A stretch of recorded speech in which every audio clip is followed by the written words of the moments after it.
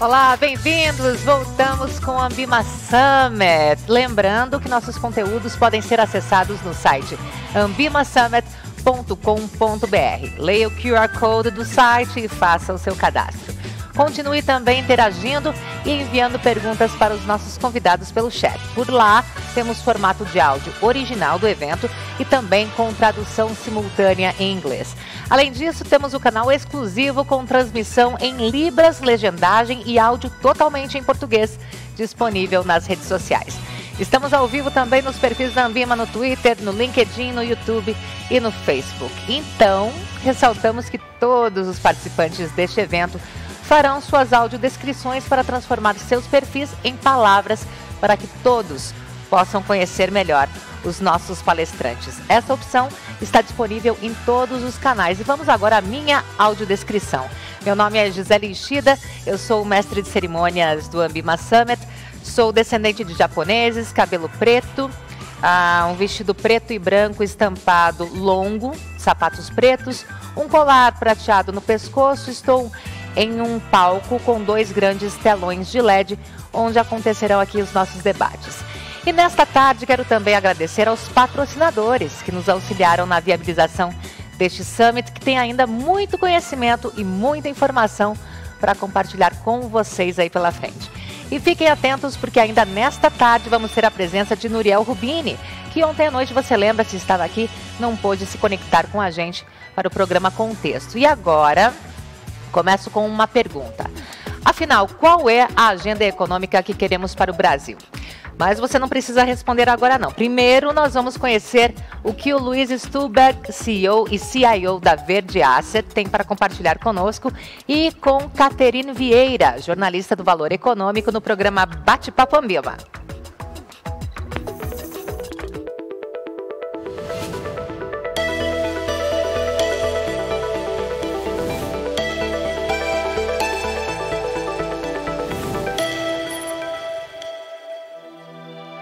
Olá, eu sou a Caterine Vieira, eu tenho cabelo castanho na altura do queixo, estou com uma blusa vermelha e uma saia azul sentada num sofá, um pouquinho para frente porque eu sou muito baixinha, eu tenho origem russa e portuguesa e eu queria já entrar no nosso tema aqui hoje, para a gente poder ouvir logo o Luiz Stuhlberger. Tudo bem, Luiz? Boa tarde.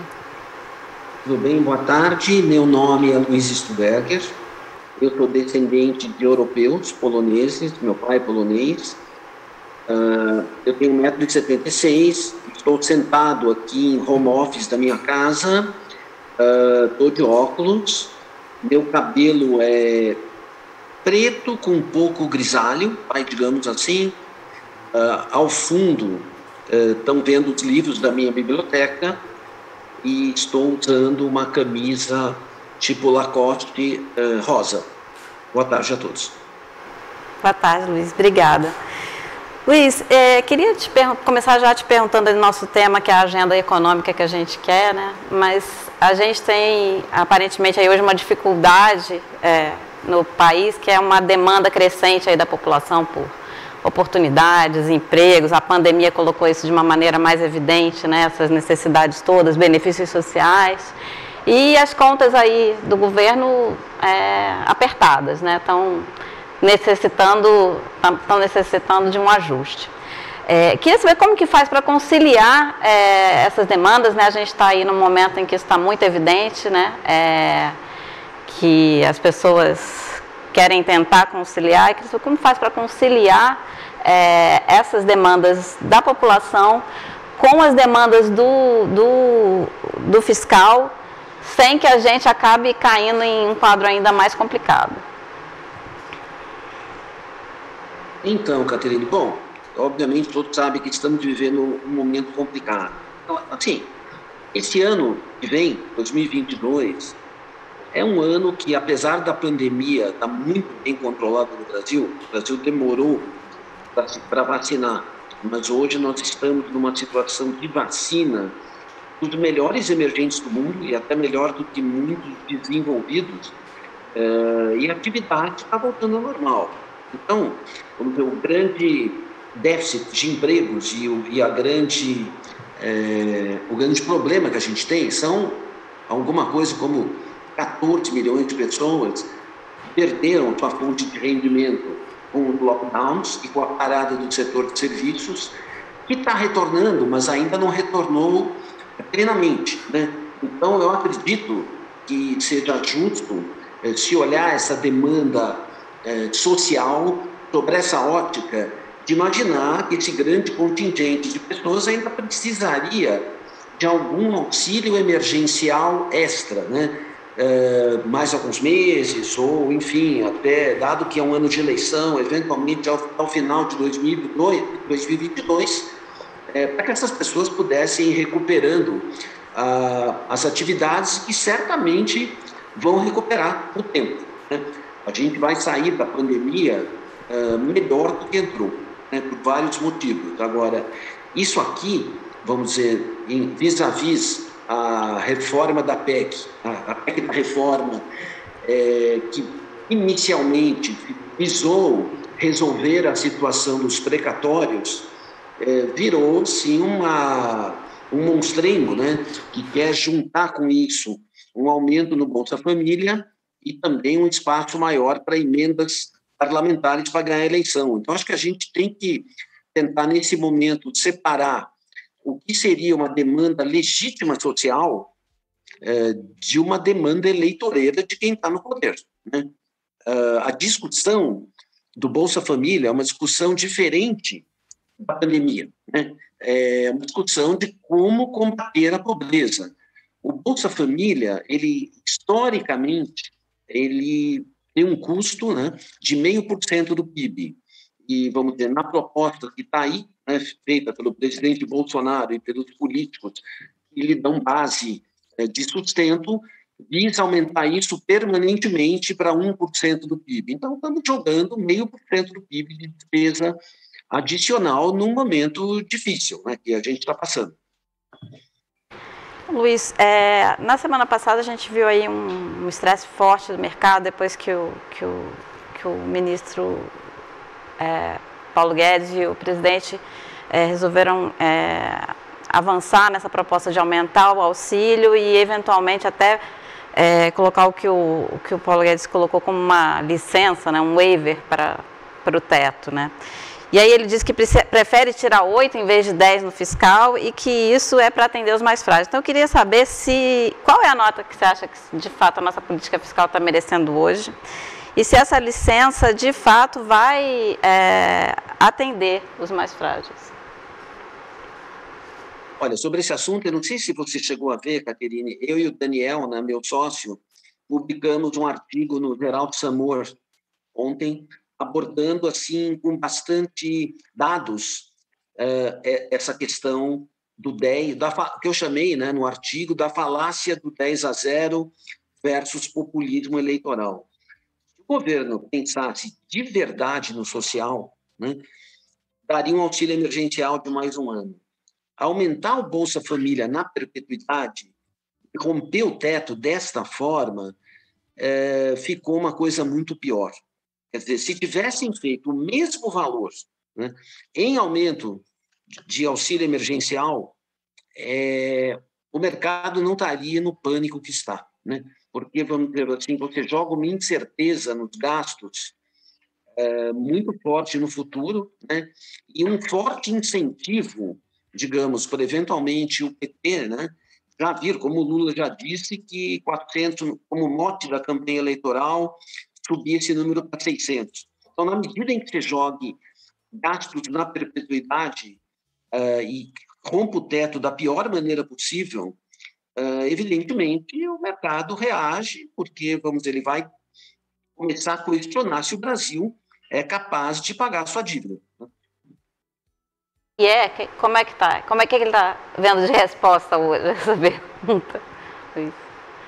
Olha, eu não acho que do jeito que isso foi feito, né, nem o deputado da base aliada do presidente, nem o presidente estão muito preocupados com o futuro do Brasil. Eles estão preocupados com a eleição desse ano, né? Eu acho que, sei lá, eu só posso afirmar, né, que eu concordo, né, uma velha tese, né, de um livro que a gente gosta muito, do Eduardo Gianetti, né, O Valor do Amanhã.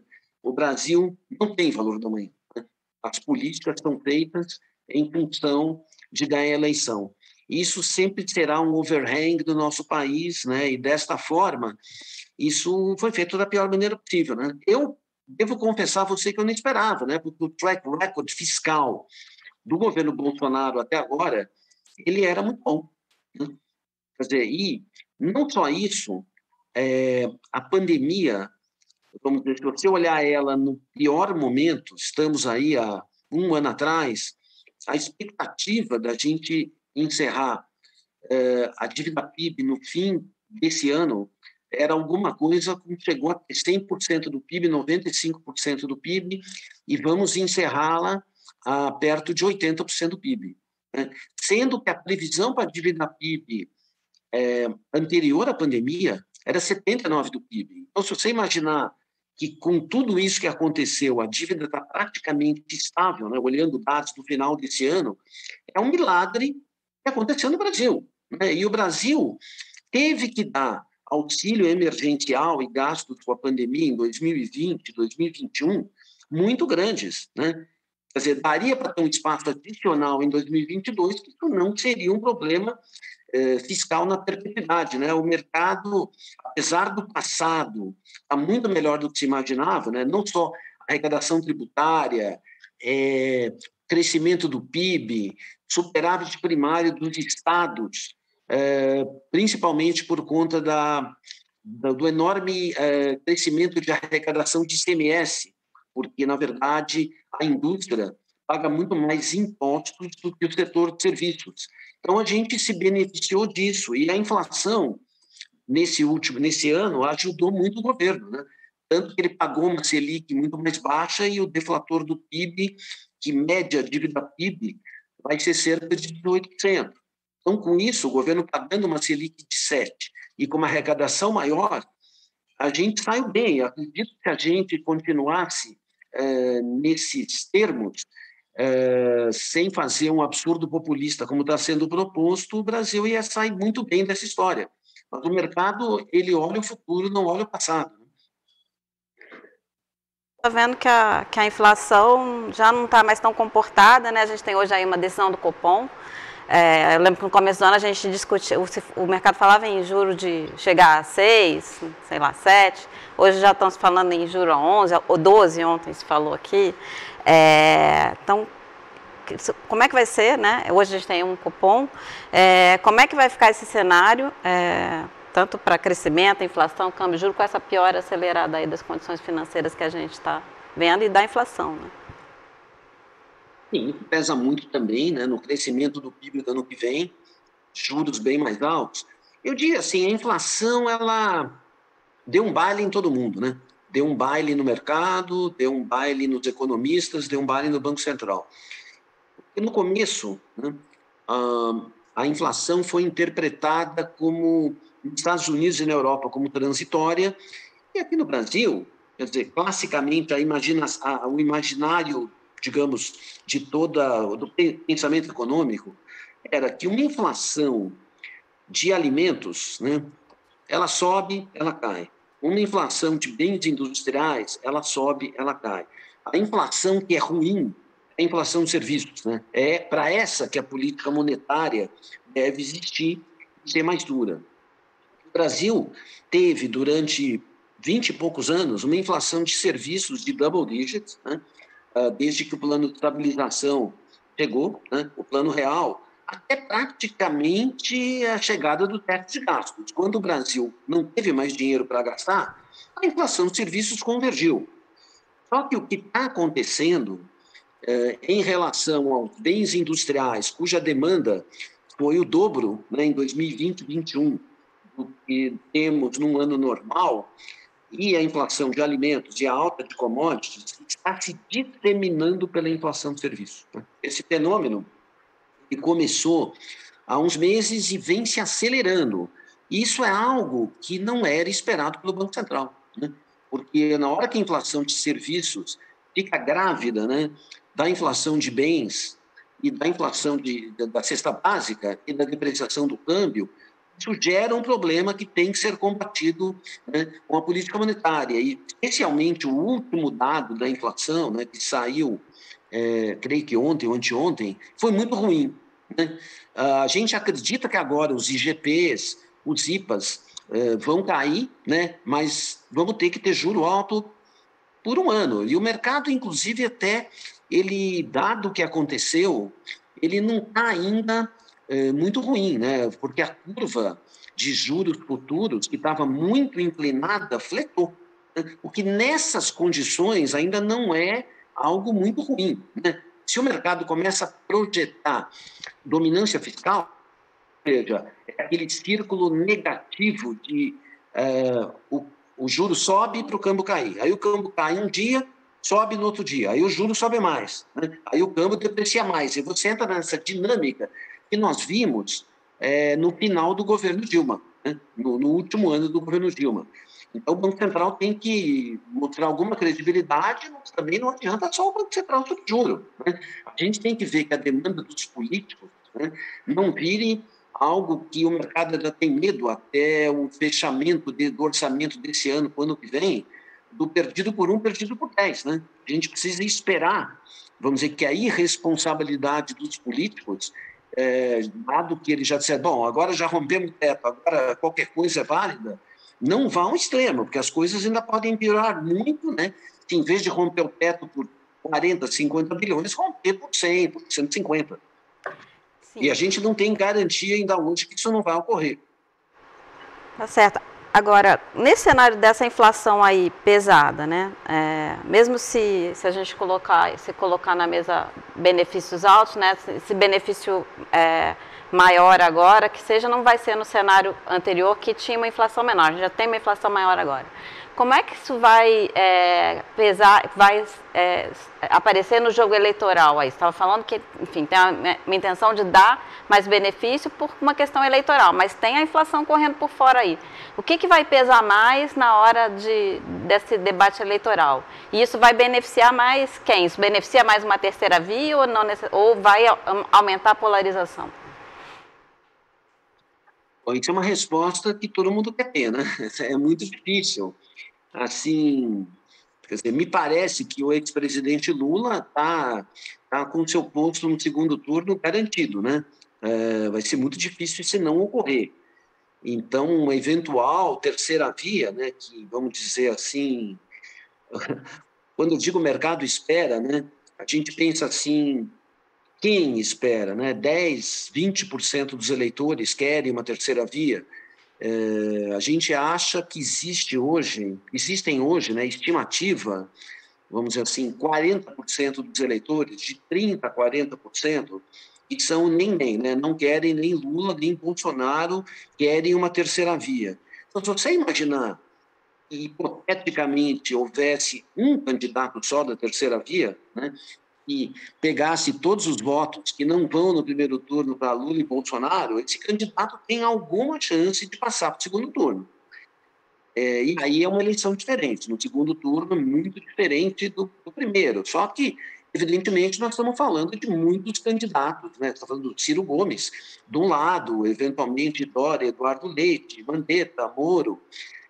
Apesar de que, nesse sentido, né, quando eu penso assim, bom, dá para atingir 25%, 30% para ir no segundo turno, não wishful thinking, né, que a gente deseja, mas isso tem que se materializar. Uma coisa que eu não tenho dúvida é que o eleitorado, vamos dizer, de centro, né, vamos dizer, porque a direita está com o Bolsonaro, da esquerda está com o Lula, e não quer nenhum dos dois, deve se concentrar fortemente num voto útil, né? A gente viu isso na última eleição com a desidratação do candidato Alckmin, né?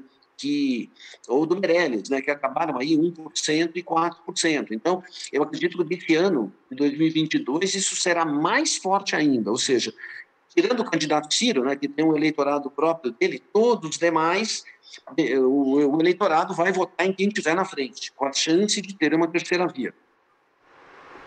Está acabando aqui, tem 1 minuto, Stuberger, mas queria te perguntar se nesse cenário todo dá para comprar título público depois de 22, pós 22. Vamos comprar ou não? Olha, nenhum país quebra na moeda própria, né? E, assim, se você imaginar o que os títulos públicos estão pagando hoje, né? Títulos públicos estão pagando títulos públicos curtos, né? Para 2024, 26, 28, a curva fleteou, né? Até 2055, mais de 5,5% ao ano de juro real. Enquanto que no mundo inteiro, um juro aí de 5 anos, ele está estupidamente negativo, né? O juro na Europa, nos Estados Unidos, na maioria dos países emergentes, nos países de alto PIB, né? De alto PIB per capita, os países desenvolvidos, ele é alguma coisa, o benchmark para 5 anos de menos 2. Né? Então, se você pensar que nós estamos num juros de 5,5%, o nosso juro está 7% ao ano acima do que os peers dele, né? Então, me parece assim um juro exageradamente alto. E o Brasil tem a sorte, né, de ser um país que está muito bem na parte externa, com commodities em alta e balança comercial muito boa e conta corrente zerada.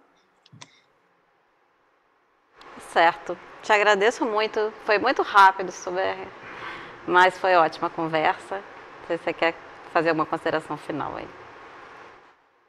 Não, quero agradecer a Ambima pelo convite, né? Fico muito honrado de participar e agradecer a você, Caterine. Obrigado a todos. Obrigada, Luiz. Obrigada. Boa tarde a todos. Boa tarde.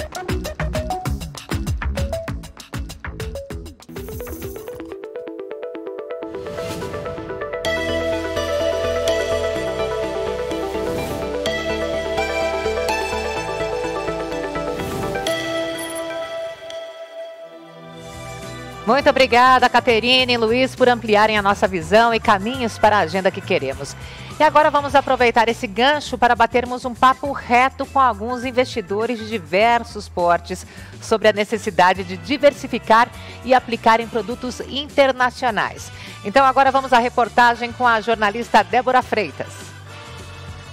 O Felipe já se considerava um investidor experiente, mas ainda estava preso ao mercado nacional. Até que no ano passado, com o impacto da pandemia nos setores econômicos, percebeu que estava perdendo dinheiro e decidiu buscar alternativas fora do Brasil. Voltei agora para um pouco de investimentos no exterior após o crash de março do ano passado devido à pandemia, que a gente passou por diversos circuit breakers. Eu vi que o patrimônio se deteriorou de forma muito agressiva e eu entendi o quão importante era ter esse patrimônio dividido e por muitas vezes empregado em moeda forte. O Gleison também estava à procura de mais estabilidade e no início deste ano começou a investir no exterior. Entre as opções de ativos, ele escolheu aplicar em BDRs. Em 2020, a CVM passou a permitir que investidores de varejo possam ter até 100% de suas aplicações em certificados nível 1, antes restritos apenas aos qualificados. E exatamente foi essa quebra, né, dessa trava que deu a possibilidade de entrar nas DBRs aqui do Brasil, né, sem precisar abrir conta numa corretora lá fora. E realmente, eu acho que depois dessa trava, né, que foi desfeita, eu acho que a quantidade de lançamentos de DBRs que vieram para cá e até as informações que a gente não tinha e passou a ter, facilitou muito essa minha decisão de começar a investir. É um avanço importante, mas ainda guarda grandes assimetrias com outros tipos de investimentos estrangeiros. A regulação atual permite que o investidor brasileiro não qualificado aplique em fundos com até 20% de ativos no exterior. Já os investidores qualificados podem alocar até 40% da carteira lá fora. A equiparação entre as regras dos BDRs com a de fundos de investimento é um dos principais pontos na agenda para ampliar a internacionalização do mercado de capitais. Considerando renda fixa, ações e fundos multimercados, o patrimônio líquido de investimentos no exterior atingiu em agosto deste ano 828 bilhões de reais. Este valor equivale a 14% do patrimônio total dos fundos de investimento. Não é possível mapear exatamente a porcentagem dessas carteiras alocadas em outros países, mas dá para afirmar que há muito espaço para crescimento no setor. Uma mudança nas regras pode trazer ainda mais investidores interessados em novas opções de ativos. É o caso da Nádia. Antes adepta da poupança e da renda fixa, abandonou há pouco tempo o perfil conservador e agora busca possibilidades fora do Brasil. Eu comecei a pesquisar e vi que lá fora tem ações assim que só sobem, que os índices são ótimos, e aqui no Brasil não vejo isso. Investiria com certeza, investiria sim, porque é uma coisa mais segura e te dá uma rentabilidade, porque é isso que você busca quando você entra no mercado financeiro, sair da poupança, que é aquela coisa que te dá muito pouquinho, quase nada de rendimento, para ir para um lugar onde o dinheiro trabalha por você, com segurança. Mas além da mudança na regulação para ampliar a carteira, investidores experientes e novatos cobram informações mais acessíveis e simples para não cair em armadilhas. Eu acho que ainda, quando você opera no mercado do exterior, você ainda está um pouco no escuro. Eu tenho exemplos de colegas, por exemplo, que não se preocuparam com taxa de performance, e a taxa de performance do fundo, por exemplo, consumiu todo o ganho dele. Então acho que é importante você ter muita atenção. Eu acho que é importante você ter acesso aos 8 mil papéis disponíveis na Bolsa Americana, por exemplo. Eu acho que cada vez mais você tem que abrir portas e permitir ao investidor brasileiro que ele tenha competitividade na Bolsa Americana como um investidor americano também. Porque como é um mercado muito novo, tem várias pessoas que falam sobre o assunto, mas você não tem confiança se aquela pessoa é realmente alguém certificado, te dando uma informação. Então você ouve uma coisa aqui, uma coisa ali, e é assim que você toma as decisões, né? Ou não toma, né? Como é a maioria dos casos, você não faz. Entendeu? Antes de prosseguirmos, quero relembrar a todos que logo mais, em edição extraordinária, Nuriel Rubini estará aqui com a gente para um bate-papo com a jornalista Patrícia Campos Melo. Não perca, hein? Olha, o mundo das finanças está cada dia mais e mais democrático e sem fronteiras. Mas o que falta para o investidor brasileiro colocar de vez o pé nos mercados internacionais? Quem está na direção do próximo Papo de Valor, em 2 rodadas bastante instigantes, com quem sabe tudo do assunto, é o Juliano de Marchi, responsável pela área de Asset Management do JP Morgan para a América Latina e mercado de US Offshore. Na primeira rodada, temos ainda a presença de Roberto Lee, CEO da Avenue.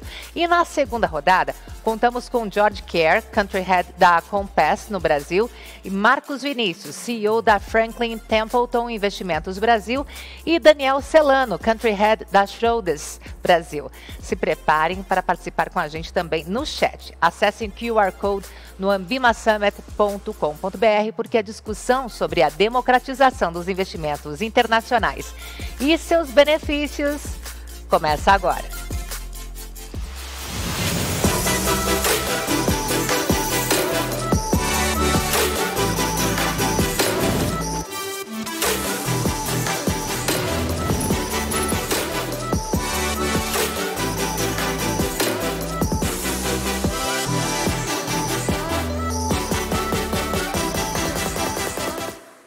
Boa tarde. Obrigado, Gisele.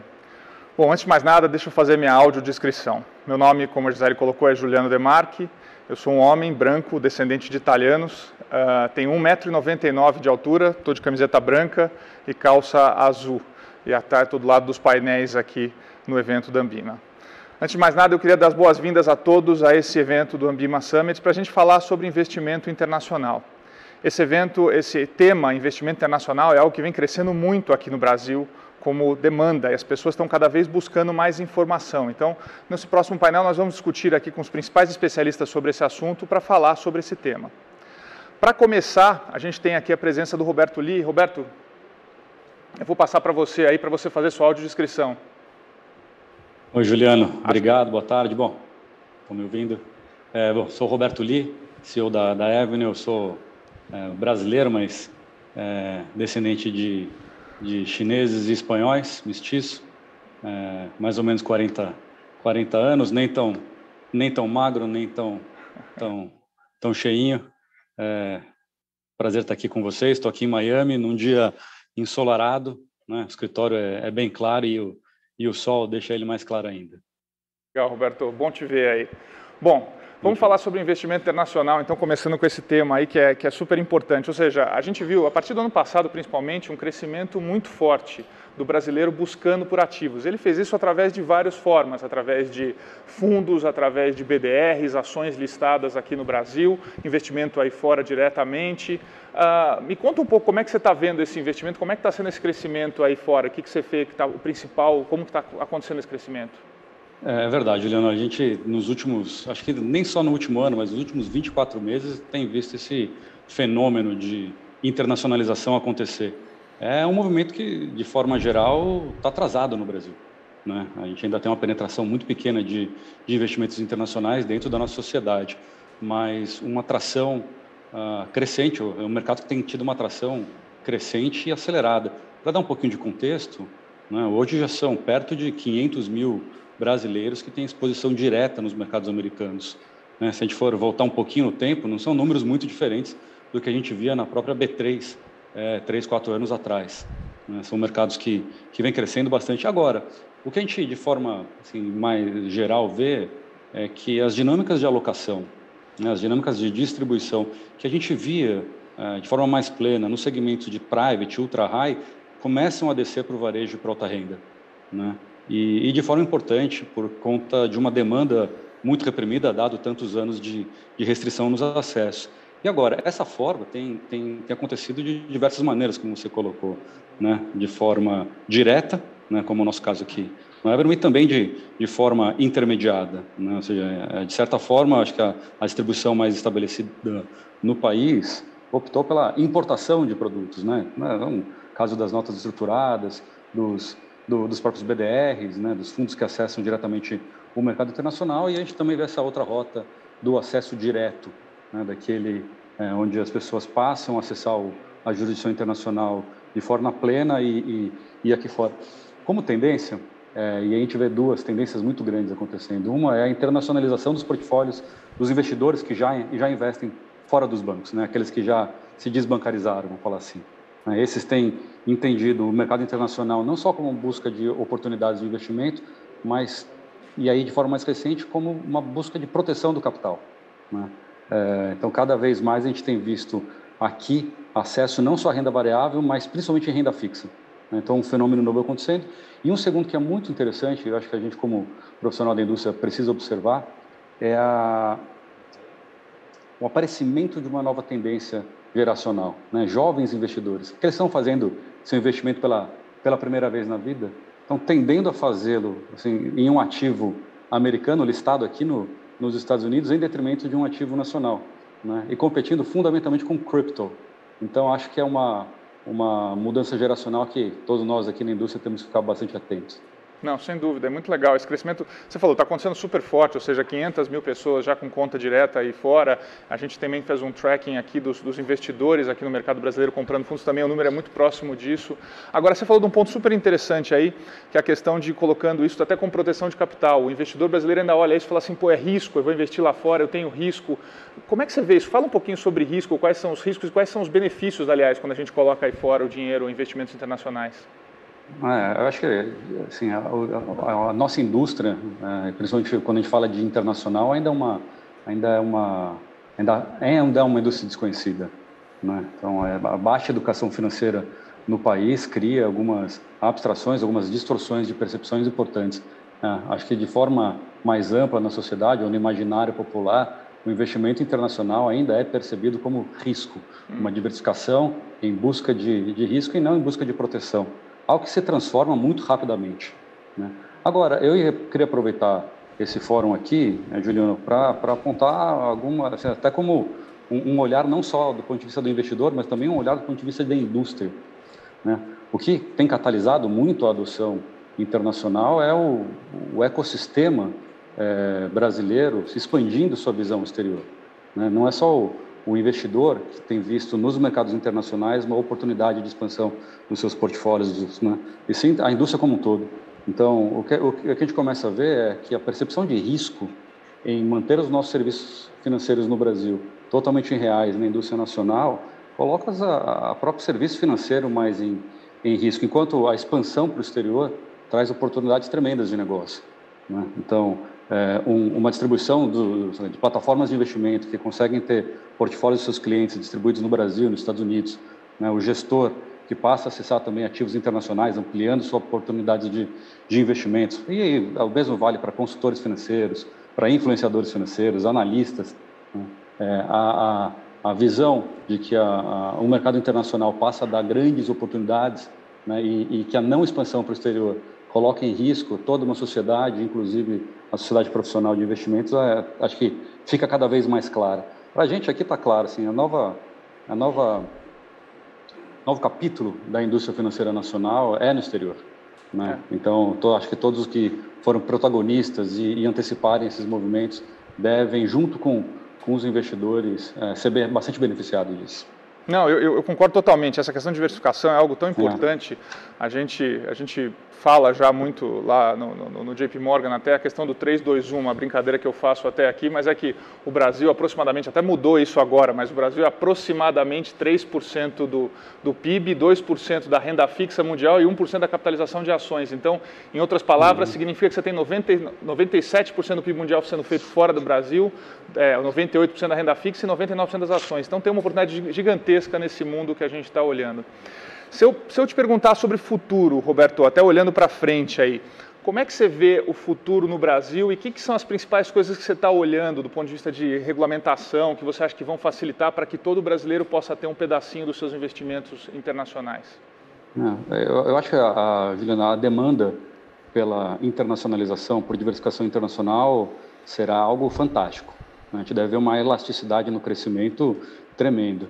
Muito se discute se essa penetração internacional dos ativos internacionais nos portfólios brasileiros será de 30% ou 50% no futuro. O fato é que hoje ela é zero, né? Ela é muito próxima do zero. Então, a gente deve ver uma transformação muito grande na indústria, principalmente pelo fato das fronteiras imaginárias internacionais finalmente estarem caindo, seja de forma, de novo, direta ou intermediada. Agora, aí no Brasil, e aí eu vou falar com o meu chapéu de quem passou a carreira inteira do lado da distribuição, né?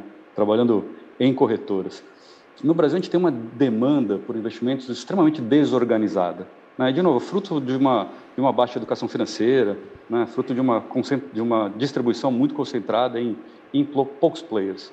Né? Num cenário desse, é muito natural de que quem organiza a demanda é a própria oferta. Né? Então, a gente sempre viu isso acontecer ao longo das últimas décadas. Né? A estrutura de oferta determinando como a alocação, como a demanda por investimentos acontece. Né? E num cenário desse, é natural que a gente tenha uma necessidade de um guia regulatório mais presente, talvez mais protagonista do que a gente vê em outras jurisdições.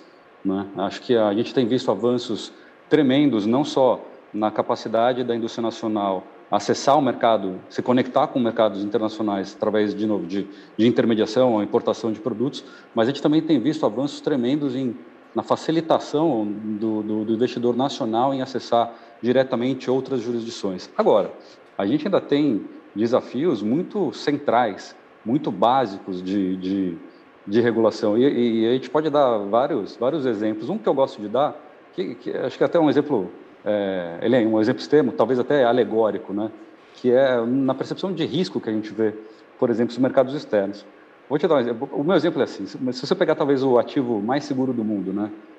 Os treasuries americanos, o efeito que ele faz quando colocado dentro de um portfólio brasileiro é engraçado, porque você acaba colocando o ativo mais seguro do mundo com um efeito de risco tremendo dentro do portfólio, justamente por componente de câmbio.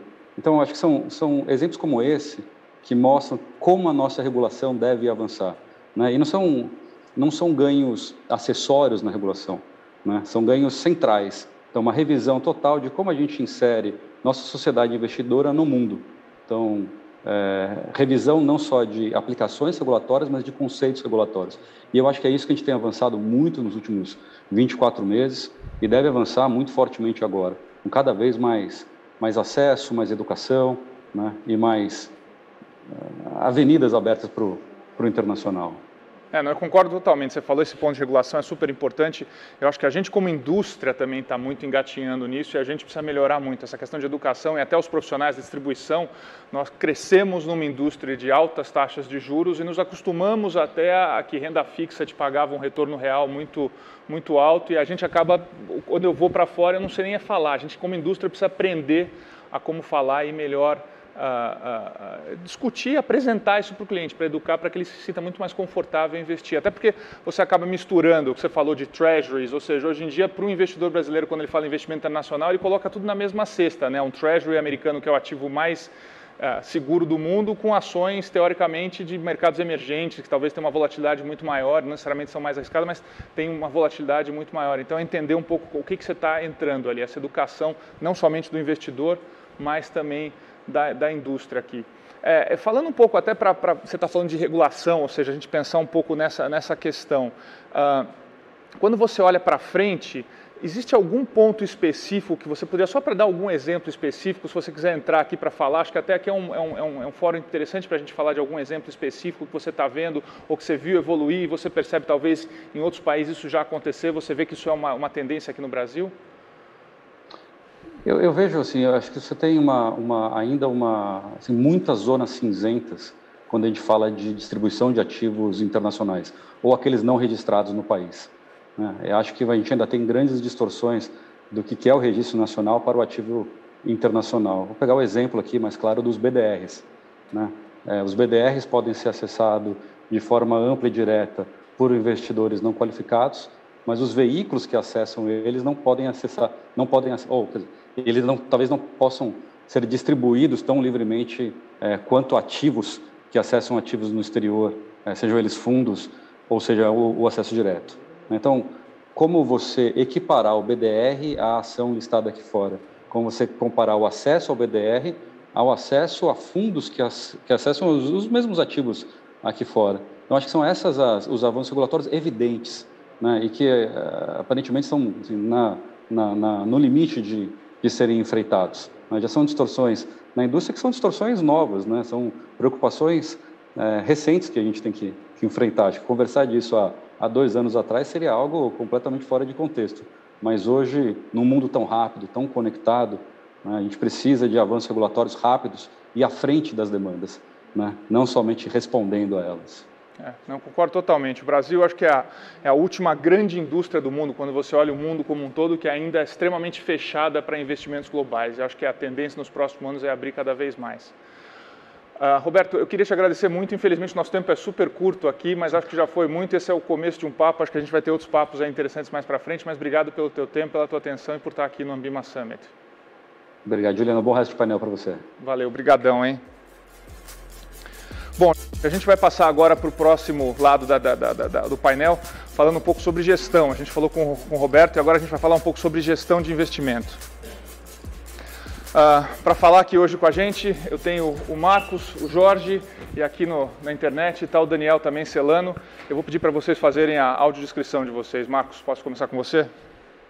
Boa tarde, obrigado a todos, obrigado Ambima pelo convite. Eu me chamo Marcos Vinícius, eu sou moreno, tenho 48 anos, alguns pés de galinha adquiridos ao longo dessas conversas aqui. Tenho cabelos grisalhos e basicamente estou vestindo um terno cinza e uma camisa branca. Primeiro, obrigado Ambima pelo convite. Meu nome é George Kerr, sou filho de escoceses e húngaros, 42 anos, estou de polo preta, com o logo da empresa que eu trabalho, jeans azul escuro, tenho 1,85 m.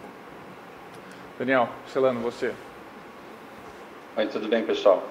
Bom, primeiro agradecer a Ambima e a vocês estarem nesse painel.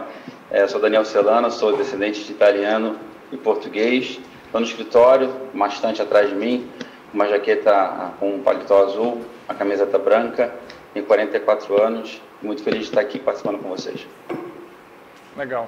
Bom, obrigado a vocês por estarem aqui no Summit com a gente. Acho que o assunto é super quente, né? No momento a gente está falando bastante. A gente viu no vídeo que tem uma série de pessoas aí perguntando, querendo saber mais. Acabamos de bater esse papo com o Roberto também. É algo que está super em moda aí, as pessoas estão falando bastante. Eu queria começar com você, Jorge, falando de um tema que eu acho que é super importante, que é a questão de educação. A gente viu no vídeo as pessoas falando que ainda tem muita falta de informação, para buscar informação, educação. Quando você pensa em investimento internacional, como é que você vê essa questão de educação, tanto para o cliente final, tanto para o investidor final, quanto para a indústria? Se pudesse comentar um pouco a tua visão aí.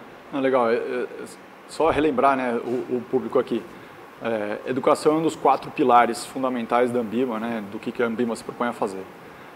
E querendo ou não, a educação, né, o que falta aqui no país, é uma questão super complexa, né? A gente viu 18 meses de escolas fechadas aqui no Brasil, né, um tema extremamente na própria base da nossa sociedade, ainda, né, tem que engatinhar. E eu acredito que a gente como indústria, né, a gente tem que focar muito e ajudar justamente a explicar, né, o que quer dizer investimento internacional.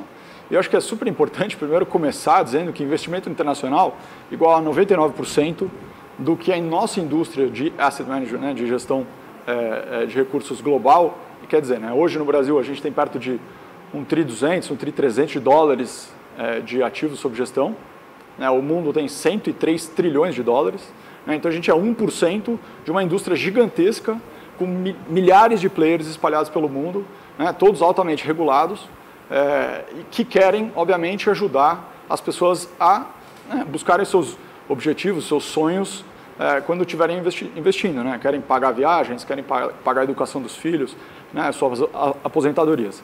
Então, quando a gente está falando de investimento internacional, eu acho que o mais interessante também seria começar a pensar o que quer dizer internacional, né? A gente acaba colocando numa caixinha, dizendo que internacional é tudo lá fora, mas é uma indústria gigantesca, cheia de players, né?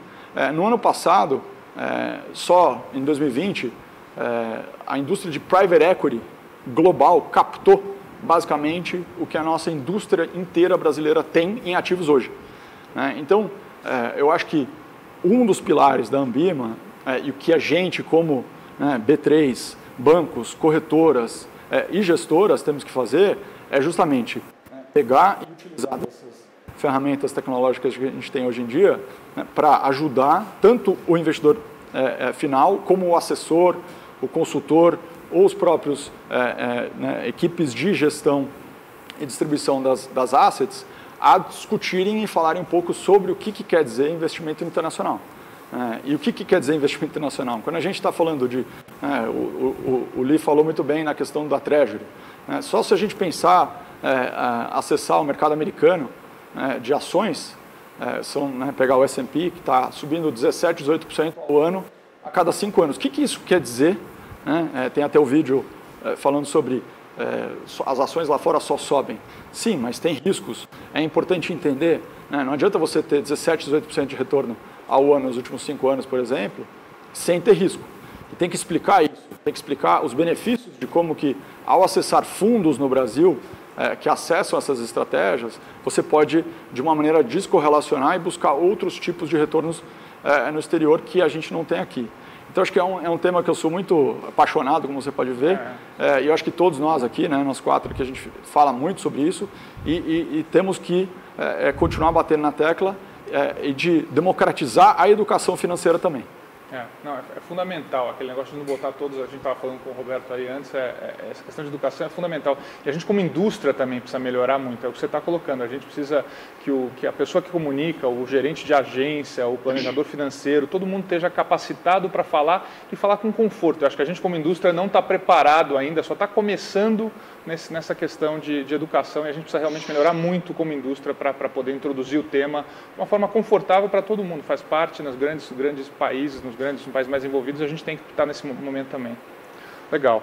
Se eu puder dar complementar só um ponto que o Jorge falou, muito interessante da questão da árvore e da floresta, né? Então, a gente percebe que nas pesquisas da Ambima, a Ambima fez uma mensuração dos influenciadores e 6 tópicos principais, desses 6, 5 eram de ativos individuais. Então, o pessoal está interessado em em cripto, né? Obviamente, geração Z, sobretudo, gosta muito de cripto, está querendo saber sobre ações individuais, sobre como o mercado abriu, o mercado fechou, day trade, que é um tema que todo mundo gosta de fazer, e o único tema que saía fora era justamente a educação financeira. Eu acho que um ponto importante, sobretudo para gerações mais novas, quando a gente falar de planejamento financeiro e como o internacional se insere nesse contexto, é eles olharem a carteira e não o ativo individual. A gente se perde muito, até a analista do JP, a Gabriela, estava na semana passada, ela fez uma apresentação na Abrap, e aí todo mundo quer saber de Evergrande, todo mundo quer saber de Tesla, e ela obviamente fala, mas o mais importante do que aconteceu com a Tesla, que essas coisas, a conjuntura, no Brasil a gente se acostumou muito a falar de conjuntura, porque é um país muito instável economicamente. A gente acabou de ver o Luiz Stuberger falando um pouco de conjuntura, e sempre com muita propriedade, mas quando você pensa em planejamento a longo prazo, você não está olhando conjuntura, você está olhando estrutura. Então a gente tem que ter essas conversas, como você teve com o Roberto Lee, de ativos de risco, treasury versus ações, como o Jorge falou, é uma coisa muito mais holística, para usar uma palavra na moda, do que especificamente ficar olhando ativo por ativo. E eu acho que as gerações mais novas, que estão começando a carreira e que têm o luxo da composição dos juros, deveriam pensar mais. Olha o geral, olha a floresta e não fica olhando o ativo específico. E é super importante aqui entra o gestor até, que é o nosso papel, até vendendo um pouco peixe, que é super importante você ter uma pessoa capacitada para poder fazer isso. Eu concordo totalmente com o que você está falando. Vou mudar de marcha aqui um pouquinho. Silano, vamos para você aí no seu home office, falar um pouco sobre democratização, ou seja, no vídeo que a gente viu aqui antes, eles falam muito sobre essa questão de acesso, Então, investimento internacional, eu lembro quando eu era pequeno, era aquele negócio que só gente que tinha muito dinheiro, que tinha o ativo lá fora, eu não podia ter, tinha até um tabu de se falar sobre investimento internacional. Mas, recentemente, a legislação mudou em 2015, começou a acessar investidores profissionais, mas ainda perante a quantidade de pessoas que podem acessar investimentos internacionais, ainda é muito, muito pequena no Brasil. Você pode falar um pouquinho sobre democratização, Silano? Como é que você vê isso abrindo e quando é que o brasileiro vai ter acesso, todo investidor em geral vai poder ter acesso para comprar investimentos internacionais? Sim. Obrigado, Juliana. Eu estou de office mesmo, Juliana. No escritório do trabalho mesmo. Mas infelizmente não consegui estar com vocês. A gente percebe que a legislação ela vem mudando já há algum tempo, E isso é bom, acho que ela vem flexibilizando, olhando um pouquinho também a natureza do regulador, olhar o que é risco, sob o ponto de vista regulatório, e o que é o cliente, o investidor no Brasil, ter mais ferramentas na caixa de ferramentas para navegar esse mundo de investimentos.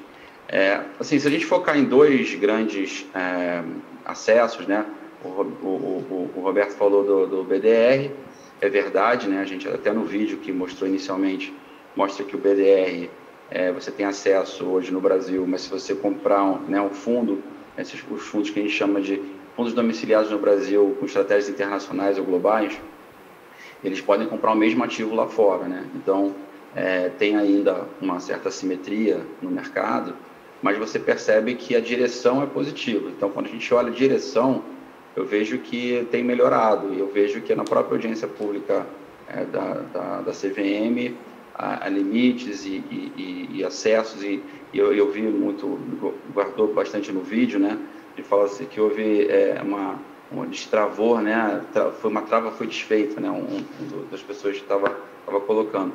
Eu acho que essas travas vão saindo aos poucos, à medida que você vai ganhando mais segurança, Quando você começa a fazer alguma coisa que você não entende, não conhece, é natural que você busque apoio dos especialistas, Eu acho que isso também puxa muito claramente a parte de educação, que o Jorge falou agora, puxa claramente também o próprio regulador a permitir que o investidor tenha mais opções de investimento para melhorar o portfólio dele total, como o Marcos Vinícius acabou de colocar. É importante olhar o portfólio todo, não só aquele investimento, Então, se você olha de forma mais estrutural, claramente, acho que a direção é positiva e tem algumas vantagens, Você faz um fundo no Brasil, domiciliado no Brasil, que compra os fundos lá fora e que tem esse acesso já lá fora, você provavelmente está comprando já de especialistas lá fora, que tem um track record, que tem uma expertise de muito tempo fazendo isso no exterior, entendendo os mercados, Assim, é bom destacar uma coisa que o Jorge contou bem rapidamente,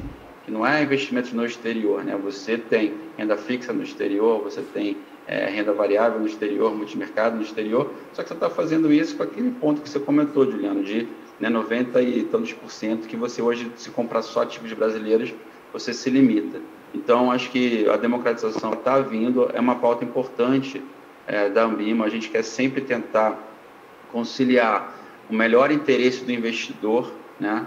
Mas tendo também um pouco da visão de que o regulador quer que isso seja feito de uma maneira que tenha menos risco sob o ponto de vista de assimetria de informação, né? Foi falado lá que eventualmente a pessoa não sabia que tinha performance fee, né? E tudo mais. Então, acho que todas essas questões elas precisam estar colocadas dentro dessa jornada de aumentar a democratização, aumentar as chances, né, e as possibilidades do investidor na caixa de ferramenta dele para ser um portfólio mais diversificado e conseguir ter mais munição para navegar esse mundo de investimentos, mas olhando sim o portfólio como um todo e olhando muito mais do que o ruído de uma ação ou de um determinado papel, mas pensando que você tem, através de fundos, né, domiciliados no Brasil, investindo fora, é igual um fundo brasileiro, quer dizer assim, você não precisa fazer nada diferente, você não precisa inventar roda, você não precisa ter preocupações mais relevantes acerca de outros temas que não são, é só você entender um pouco mais do que é a realidade e as opções que você vai ter lá fora,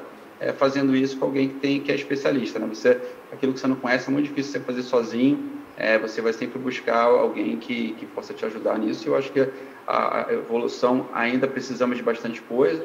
A gente ainda precisa parar regras, a gente precisa dar mais acesso, a gente precisa tirar algumas regras até entre os próprios reguladores, né? Então você tem a CVM, que regula os fundos, mas você também tem a SUSEP, que regula os fundos de PVGBL, também tem a Previc, que regula os fundos de pensão. Eu acho que uma harmonização maior nesse tipo de acesso, flexibilidade para o cliente final, ou para o participante, ou para o investidor, é muito importante. A direção está correta, mas acho que dado no mundo de hoje, que é tudo digital, tudo muito dinâmico, eu acho que a gente poderia ter avançado um pouco mais nessas pautas até esse ano, enfim, mas é uma agenda nossa. Esse é um ponto super importante, a gente discute bastante lá nesse ano na Ambima, e é algo que a gente vê com super bons olhos, mas vai acontecer, a gente está muito otimista que isso vai acontecer, a gente acredita que isso deveria ter acontecido mais rápido também, o mercado está pedindo por isso, acho que é super importante, o mercado como um todo está pedindo por esse tipo de mudança, e a gente, infelizmente, o Brasil ainda está um pouco atrás, eu acho que dos grandes países nessa questão, a gente precisava evoluir um pouco mais rápido. E aí até eu vou usar o tema aqui para passar para o Marcos, até o Marcos é especialista nesse tema, até está super envolvido com essa questão. A gente está passando por um momento agora super especial nessa questão de regulamentação, ou seja, a gente teve a CVM falando, aqui aquele outro painel falando sobre mudanças regulatórias, e um dos pontos cernes nessa questão é o tópico de investimentos internacionais. Você que está super envolvido, Marcos, conhece isso, você pode contar para a gente um pouco como é que você vê essa evolução e nos próximos meses aí, talvez, para mudanças, o que pode beneficiar o público final e a indústria até, como é que nós como indústria podemos nos posicionar perante os nossos clientes aí, investidores? Tá legal. Não, eu vou tentar juntar então esses dois temas de democratização e regulação, que eu acho que são dois temas correlatos. A indústria brasileira é uma indústria que tem, sei lá, estatísticas da Ambima também, pesquisa no site. Em termos de investidores ativos, pela última pesquisa, 40% da população de 100 milhões, população economicamente ativa. 40 milhões tem alguma coisa, mas de fato a gente sabe que esse número é bem menor. Vocês colocaram aí o número de investidores no exterior, é um número até menor, 500 mil, os números são muito baixos. A gente aqui meio que prega para convertidos. Então, quando a gente fala de democratização, o acesso tem que ser acesso para o público como um todo. Para o país enriquecer, a gente precisa criar escala, a gente precisa criar tamanho. No nosso mundo de investimento global, todas as casas que estão representadas aqui são casas muito grandes, que têm muito tamanho. E quando você tem escala, você tem redução de custo. Aqui eu vou ser um pouco agente provocador, que vocês me conhecem e sabem que a gente gosta de levantar essas bolas.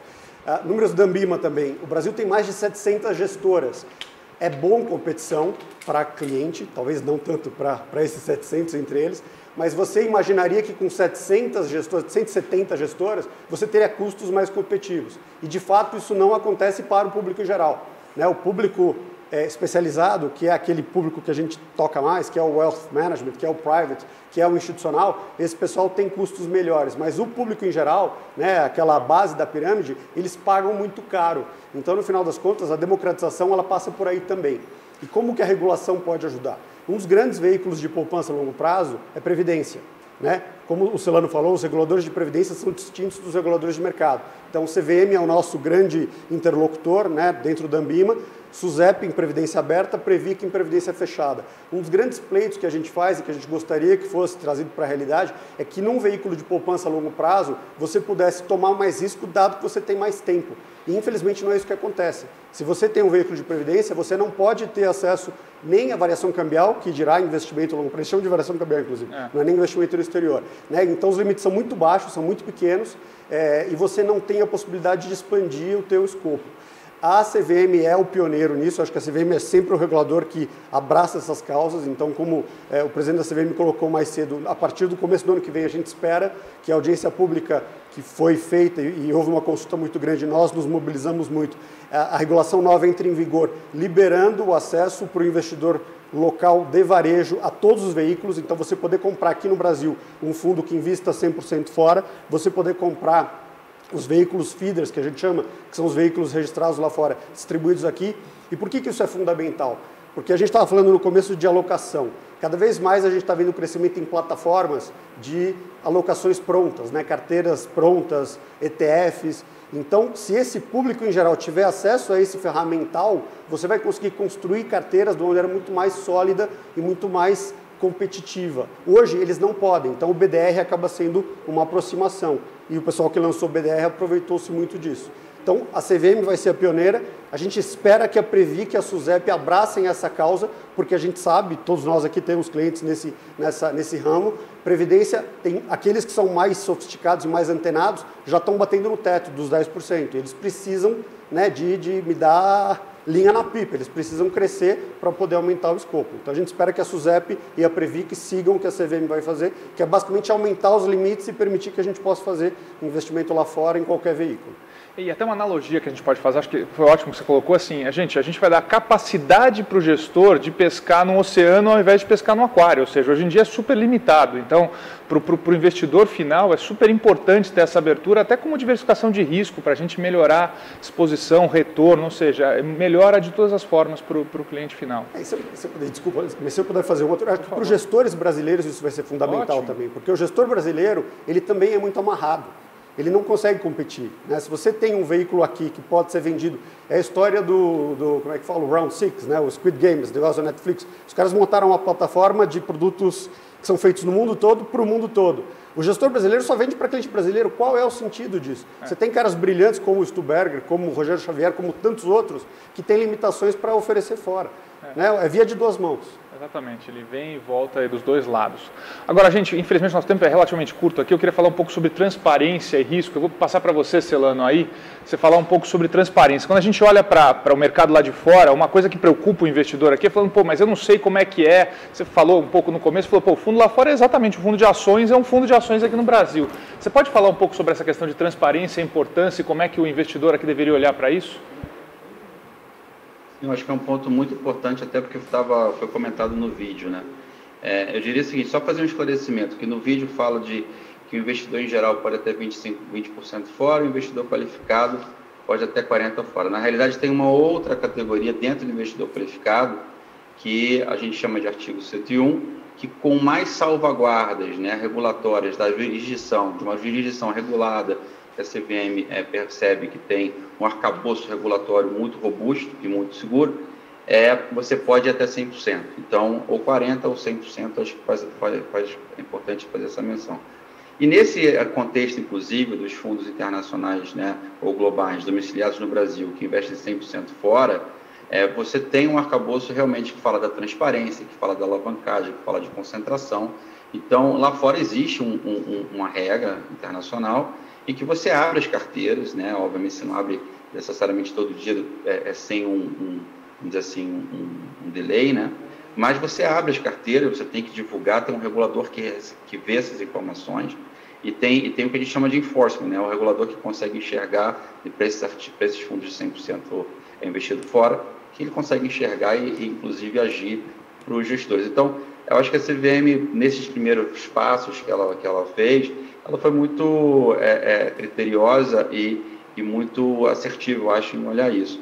Mas também vale a pena colocar que, assim, não só tem a transparência, mas a informação mais simples, você consegue dividir com o investidor o que o fundo faz. Então, acho que por isso que a gente tem que tirar da caixinha investimento no exterior e colocar ações no exterior, renda variável, renda fixa no exterior, multimercado, para você usar esses componentes dentro do teu portfólio total de uma maneira que você tenha um equilíbrio da tua carteira diversificada muito mais robusta para você atravessar os ciclos econômicos. Como o Jorge falou no início, não é que todas as ações só vão subir, mas tem ciclos que eventualmente elas vão subir mais mesmo, só que você tem que entender quais riscos que você pode estar correndo, qual o tipo de volatilidade que você pode correr, como é que você monta o portfólio usando renda variável Brasil com renda variável internacional, renda fixa Brasil com renda fixa internacional e proteger seus portfólios dos momentos de oscilação, seja com crises econômicas, aqui lá fora e aqui, mas assim, claramente a gente percebe, quando a crise é lá fora, o Brasil sofre, quando é a crise aqui, só a gente sofre.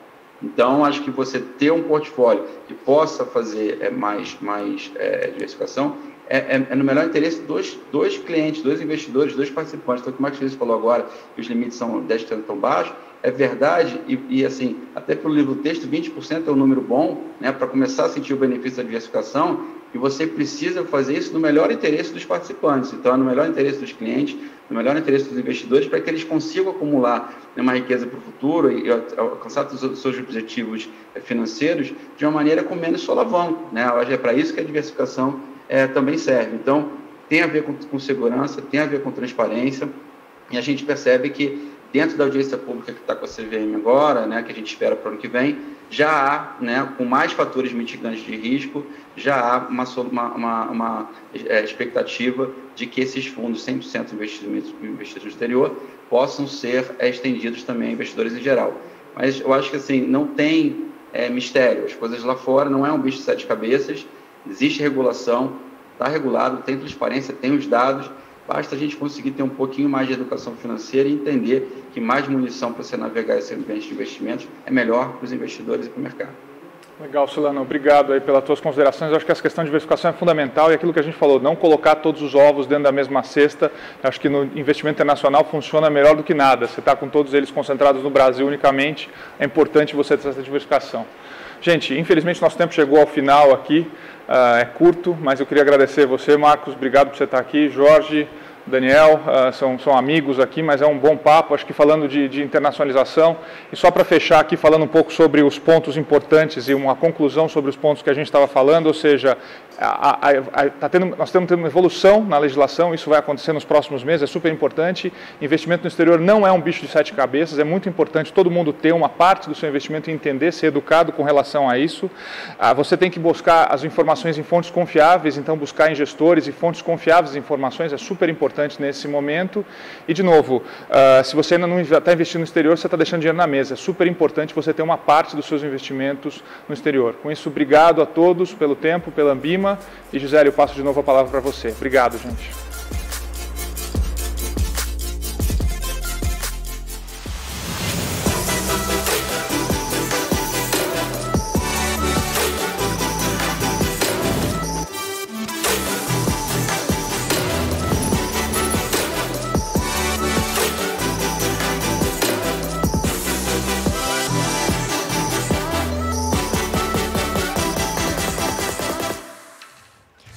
Muito obrigada por essas excelentes rodadas no programa Papo de Valor. E continue com a gente. Dentro de instantes, teremos uma edição especial do programa Contexto com Nuriel Rubini, que não pôde estar com a gente ontem à noite. E agora seguimos com o nosso papo sobre internacionalização de investimentos. A compra de produtos online ao redor do mundo e aqui no Brasil é uma realidade. Com um clique e preenchendo alguns campos, você pode ter o que você deseja entregue na porta da sua casa, independentemente de onde você estiver. E o mesmo caminho, mas ainda de uma maneira tímida, pode ser trilhado na aplicação de investimentos no exterior, como ouvimos aí no painel anterior. E para falar e nos mostrar tudo sobre globalização dos mercados, o Bate-Papo Ambima recebe agora a economista Shihrazad Rehman, professora da Universidade George Washington. E para entrevistá-la, temos Fábio Cepeda, sócio fundador da Cepeda Advogados. Vamos lá.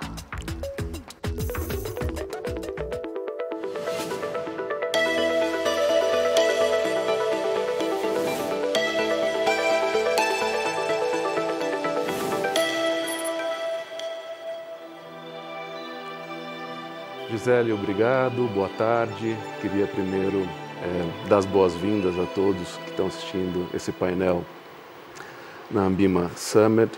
I'll switch to English and make my self-description. I am a white male. A minha autodescrição: sou homem branco, com cabelo castanho acinzentado e barba, vestindo um terno azul e camisa branca. Estou sentado na cadeira num belo cenário preparado pela Ambima. Temos a honra de estar aqui hoje com a professora Scheherazade Rehman. Boa tarde, professora, é um prazer estar aqui contigo. A senhora poderia fazer sua autodescrição, por gentileza? Boa tarde, obrigada, é um prazer estar aqui com vocês no Summit. Sou uma professora de origem multicultural. Tenho pele parda e olhos castanhos, estou usando um terno azul marinho, já morei e trabalhei na Ásia, no Oriente Médio, na Europa e agora nos Estados Unidos. Já fui trader de câmbio, mas agora sou professora de finanças internacionais em Washington. Falo com vocês da minha casa. Obrigado, professora. Hoje falaremos sobre a globalização de mercados, sobretudo sobre o fluxo livre dos investimentos no exterior. É um tema muito importante para nós, professora. No Brasil, no momento, temos um ambiente em evolução de possibilidades de comprar bens de todos os lugares do mundo. Há muita flexibilidade, mas ainda achamos que temos muito pela frente com relação à liberdade dos investimentos, tanto internos quanto externos. A Ambima publicou um documento muito completo com sugestões de como atrair investimentos para o Brasil e de como facilitar os investimentos do Brasil, de recursos brasileiros, em ativos internacionais. Professora, gostaria de aproveitar sua experiência e perícia na área. O que a senhora pode nos dizer sobre a importância dessas possibilidades mais flexíveis e mais livres de fazer investimentos em ambos os sentidos, para dentro do país e de recursos brasileiros em ativos internacionais? Podemos começar com isso? Sim, claro. Você mencionou que os benefícios do comércio externo já são muito evidentes no Brasil, assim como nos outros mercados emergentes. A resposta curta é que, da mesma forma, há muitos benefícios em investimentos estrangeiros ou externos. Isso no mercado financeiro de capitais, já que isso dá aos investidores a oportunidade de participarem da diversificação internacional da carteira de ativos, o que ajuda a alcançar um retorno muito maior comparado ao risco. Os dados deixam bem claro que possibilitar os investimentos em mercados de capitais financeiros, tanto internos quanto externos, possibilita a diversificação entre países, indústrias e empresas, bem como classes de ativos e moedas, e é muito mais benéfico que se a economia interna fosse isolada no mercado financeiro nacional. Isso é aplicável principalmente aos mercados emergentes, já que reduz os riscos, resultando numa configuração mais ideal de carteira, distribuindo os riscos por diversos investimentos. Basicamente, indo direto ao ponto, quando mercados financeiros emergentes fracassam ou sofrem uma crise, os investidores nacionais tendem a sofrer mais no mercado financeiro isolado, e a recuperação pode levar anos, não meses. O que quero dizer é que prender os investidores nacionais só nos mercados financeiros locais é quase um desserviço no mercado financeiro globalizado, ainda mais para investidores dos mercados emergentes. Cabe aos mercados e reguladores adotar uma abordagem mais flexível, adaptável às mudanças do cenário financeiro global e a um melhor atendimento dos investidores do país. Professora, esse é um ponto muito importante. Estamos tendo essa discussão ao longo da tarde. Houve outros painéis que abordaram essa importância e muitas sugestões, ideias de como fazer isso.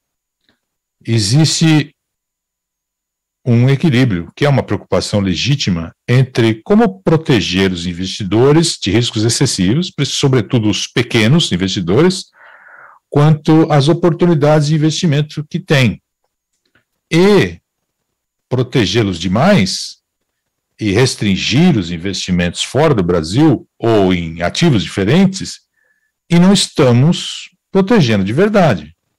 O que pode dizer sobre esse equilíbrio, o que já viu em outros países, ou que caminhos tomaram em relação a essa questão, ou esse equilíbrio necessário? Você tocou em algo muito delicado entre regular e proteger quem economiza no país e passar dos limites, protegendo-os demais em seu próprio detrimento. Com os investidores mais vulneráveis do país, mesmo com os pensionistas, é bom ter uma diversificação global da carteira, porque a volatilidade dos ativos é alta no mercado nacional. Já a tolerância ao risco de pequenos investidores e pensionistas é baixa. Além disso, restrições de investimentos estrangeiros para investidores nacionais e fundos de pensão não podem mais ser justificadas com base em argumentos de desenvolvimento financeiro nacional nos dias de hoje. Na verdade, muitas vezes é o inverso. Foi uma estratégia usada pelo Japão nos anos 50, 60 e 70 e que foi boa para eles. Mas seria desastroso e atrasaria o crescimento dos países que fizessem isso nesses tempos de globalização. Basta analisar alguns exemplos. Pensem no crescimento econômico e desenvolvimento da Índia. Ele mudou demais quando perdeu fluxos de investimento internacional. O mesmo aconteceu com a China. E a história e o histórico das taxas de crescimento sustentáveis do PIB falam por si só, incluindo o aumento da classe média e a erradicação da miséria a níveis muito melhores hoje. Professora, é muito bom ouvir isso. Pode falar um pouco mais sobre o processo de criação dessa maior abertura da regulamentação? Talvez a experiência dos Estados Unidos, como foi? Lembro que talvez no início dos anos 2000, 2001, eu estava lá nos Estados Unidos e me lembro de um fundo de investimento, de uma gestora de investimentos na qual trabalhei. Eles falavam sobre investir no mundo em recuperação. Na época já enfrentávamos muitas crises e havia um fundo enorme oferecido a pequenos investidores para poder investir no mundo inteiro, em títulos e ações de fundos diferentes. Isso remonta ao início dos anos 2000, talvez final de 99, algo assim. Isso significa que a regulamentação da época já era muito aberta a investimentos fora do país. No Brasil, evoluímos muito nos últimos tempos, mas, como disse, ainda há restrições, sobretudo para pequenos investidores. Como foi o processo de deixar isso mais aberto para os investimentos serem feitos no exterior? Qual seria o estímulo para nós como indústria e para os reguladores nesse quesito? Acho que precisamos levar em conta o contexto temporal. Antes dos anos 2000, a internet não era tão utilizada, mas o pequeno investidor ficou muito mais inteligente, acessa informações e conhecimento, sendo autodidata na área dos mercados financeiros e compreendendo as mudanças mais prontamente com as tecnologias e a internet. Temos que entender algo de como o mundo avançou nos últimos 20 anos. O comércio e investimentos exteriores, para dentro e para fora, andam de mãos dadas. Não dá mesmo para separar os dois se quisermos todos os benefícios do comércio e dos investimentos estrangeiros. Citando outros casos de mercados emergentes. Talvez os mercados emergentes sejam um exemplo melhor do que tentar usar os Estados Unidos, por ser mais semelhante à situação do Brasil. Usando esses casos, vemos que facilitar os investimentos estrangeiros traz muitos outros benefícios significativos. Por exemplo, há mais oportunidades de financiamento corporativo e a possibilidade de aumentar o valor presente líquido. Possibilita que o financiamento vá para investimentos ideais. Acima de tudo, isso também possibilita a troca e a adoção de boas práticas na concepção do mercado.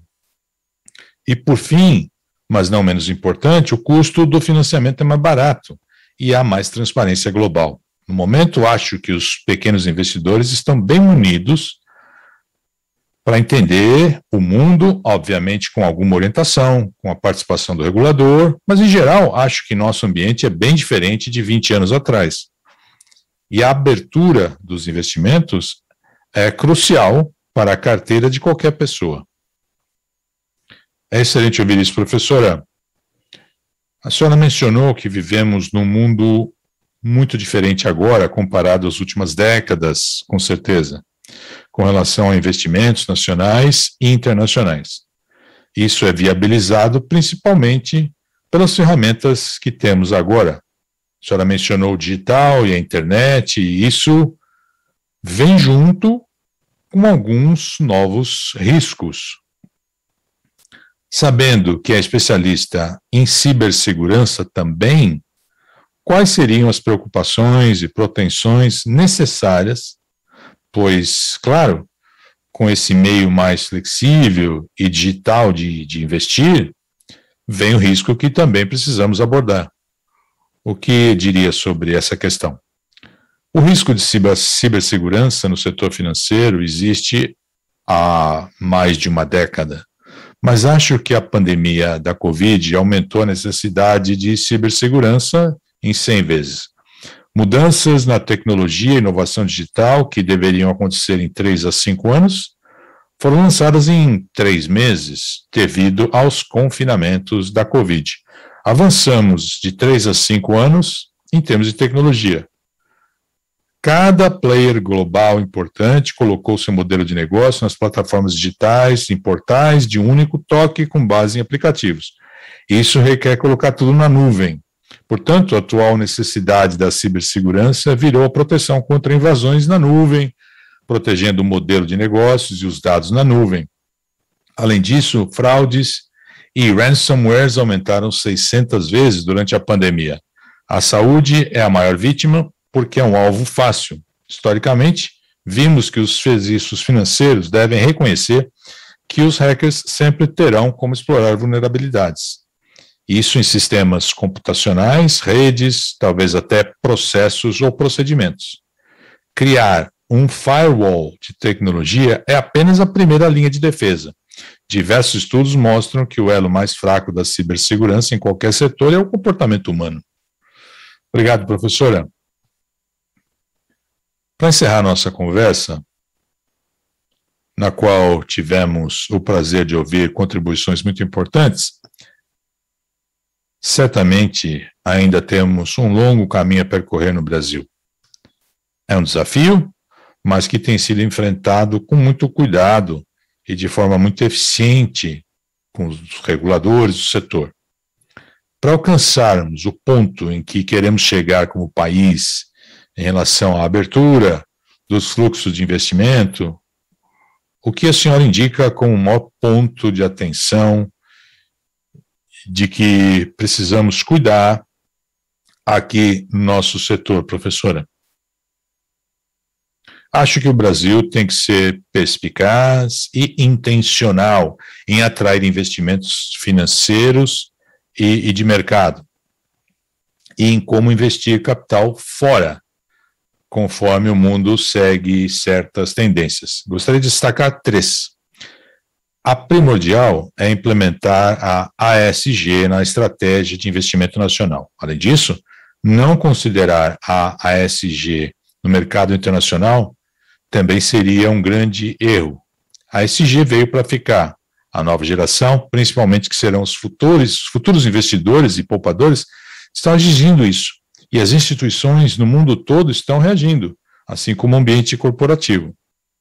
A segunda é a inovação digital em setores que levam os investidores a se concentrarem em determinadas áreas.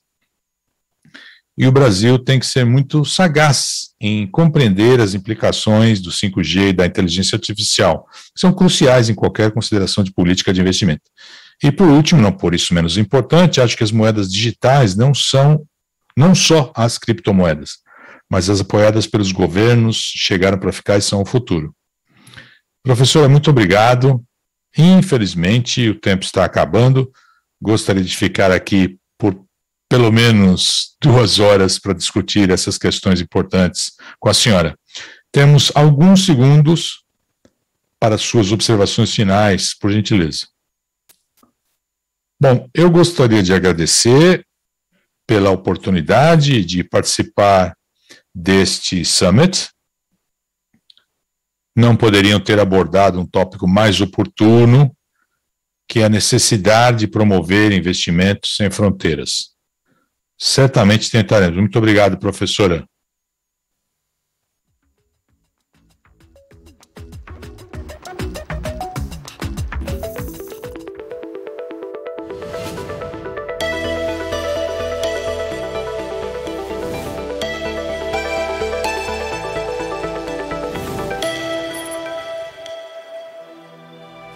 Muito obrigada, Sheherazade, muito obrigada, Fábio, pela brilhante análise na tarde desta quarta-feira. Olha, quem esteve com a gente no Ambima Summit de ontem à noite deve se lembrar que a gente não conseguiu conexão com o Nouriel Roubini, que está nos Emirados Árabes. Mas o economista mundialmente conhecido por suas previsões econômicas nem sempre tão positivas volta agora para bater um papo com a jornalista Patrícia Campos Melo sobre o que o mundo pós-pandemia reserva para a economia. Vocês são nossos convidados e convidadas para participar por meio do chat no site do Ambima Summit com o envio das suas dúvidas e opiniões a partir de agora.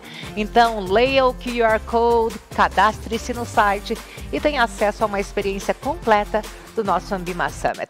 Com vocês agora, Nouriel Roubini, em uma edição especial do programa Contexto para esta tarde. Vamos lá.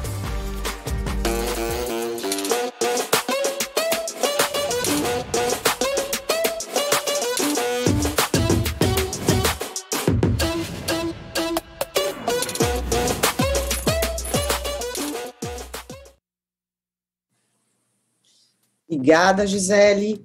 Boa tarde a todos. Meu nome é Patrícia Campos Melo, eu sou jornalista, eu sou uma mulher branca de cabelos castanhos claros, estou vestindo uma blusa fúcsia e estou sentada aqui no meu home office.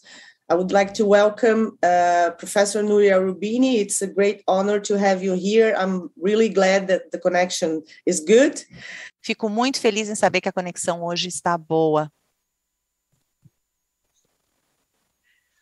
O senhor previu o colapso que levou à crise financeira de 2008. Agora, nós temos um novo risco, com o risco da estagflação. Então, acabou a era da moderação? Bom, primeiro, deixa-me apresentar, sou Nouriel Roubini. Sou um homem branco, com cabelo escuro, camisa branca, uso óculos. Sou professor de economia na New York University e estou agora em um hotel falando com todos vocês. Sim, eu estou muito preocupado que nós estamos nos afastando de um período de 30 anos de muita moderação, em que a inflação era baixa. E agora estamos entrando num período em que a inflação será muito mais alta. E não só nós teremos inflação, mas também estagflação, que é a combinação entre alta inflação e também um crescimento econômico baixo. Do lado da demanda, nós estamos perdendo espaço nas políticas monetárias e fiscais, estamos imprimindo dinheiro para compensar os déficits, e isso tem um impacto na inflação de ativos, agora também na parte de moradia, em cripto, em mercados de investimentos privados e públicos. E isso acaba causando também uma inflação de bens. Como eu havia falado nos meus comentários iniciais, nós tivemos vários choques negativos na cadeia de fornecimento que tem impacto na economia global, tem impacto nos custos de produção, e isso pode também ajudar a elevar a estagflação. Então, um dos mecanismos de proteção é a globalização. Então, nós temos que fazer uma vulcanização das grandes cadeias de fornecimento dos mercados emergentes. Temos restrição de imigração do sul para o norte. É basicamente também uma guerra fria entre os Estados Unidos e a China, que tem tido um impacto na área de dados, finanças, comércio, e também nós temos a questão das mudanças climáticas, levando à desertificação de certas regiões, diminuição das fontes de água, aumento nos preços dos alimentos, e nós estamos investindo muito em combustíveis fósseis e não o suficiente nas fontes ecológicas mais verdes. Teremos também um choque energético. E agora temos também a questão da disrupção das atividades econômicas com a pandemia. Temos a questão das doenças zoonóticas que vão dos animais para os homens, uma questão que provavelmente aumentará daqui para frente. Nós temos também essa guerra de preços e, finalmente, nós temos a questão da desigualdade de renda que, através das políticas, nós estamos tendo alterações que podem ser positivas para diminuir a instabilidade política, mas pode aumentar os preços numa espiral. Então, nós temos problemas com essas situações, com os bancos centrais, porque realmente é uma encruzilhada.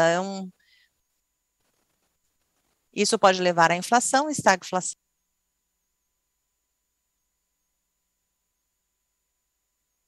Bem complicado mesmo, professor. O senhor falou que seria muito difícil para os bancos centrais aumentarem as taxas de juros. O senhor acha que o Fed vai restringir a política no ano que vem? E se o Fed não restringir a política monetária?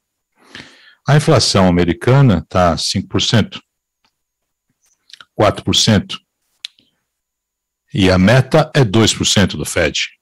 Então, anunciaram que em novembro vão fazer essa redução gradual, e aí sim, no ano que vem, ou depois até, vão começar a aumentar a taxa de juros. São obrigados, porque a inflação lá está alta, existe uma alta de um descolamento.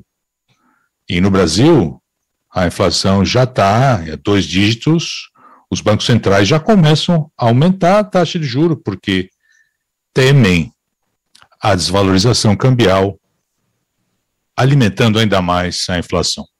A minha preocupação é saber se o Fed está com a conversa certa, porque quando começa a aumentar a taxa de juros, já aconteceu no passado, por conta da dívida pública alta, você pode ter um crash no mercado de títulos e no mercado de crédito também, o spread corporativo também subindo muito, um mercado de ações também passando por uma correção e reduz o ritmo econômico.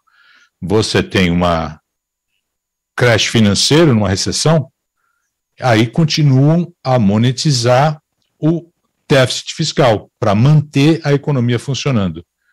E politicamente, a segunda alternativa é mais fácil, a inflação tende a aumentar. Então eles têm que fazer a coisa certa. Eu não sei se terão a coragem de tomar a medida certa ou não.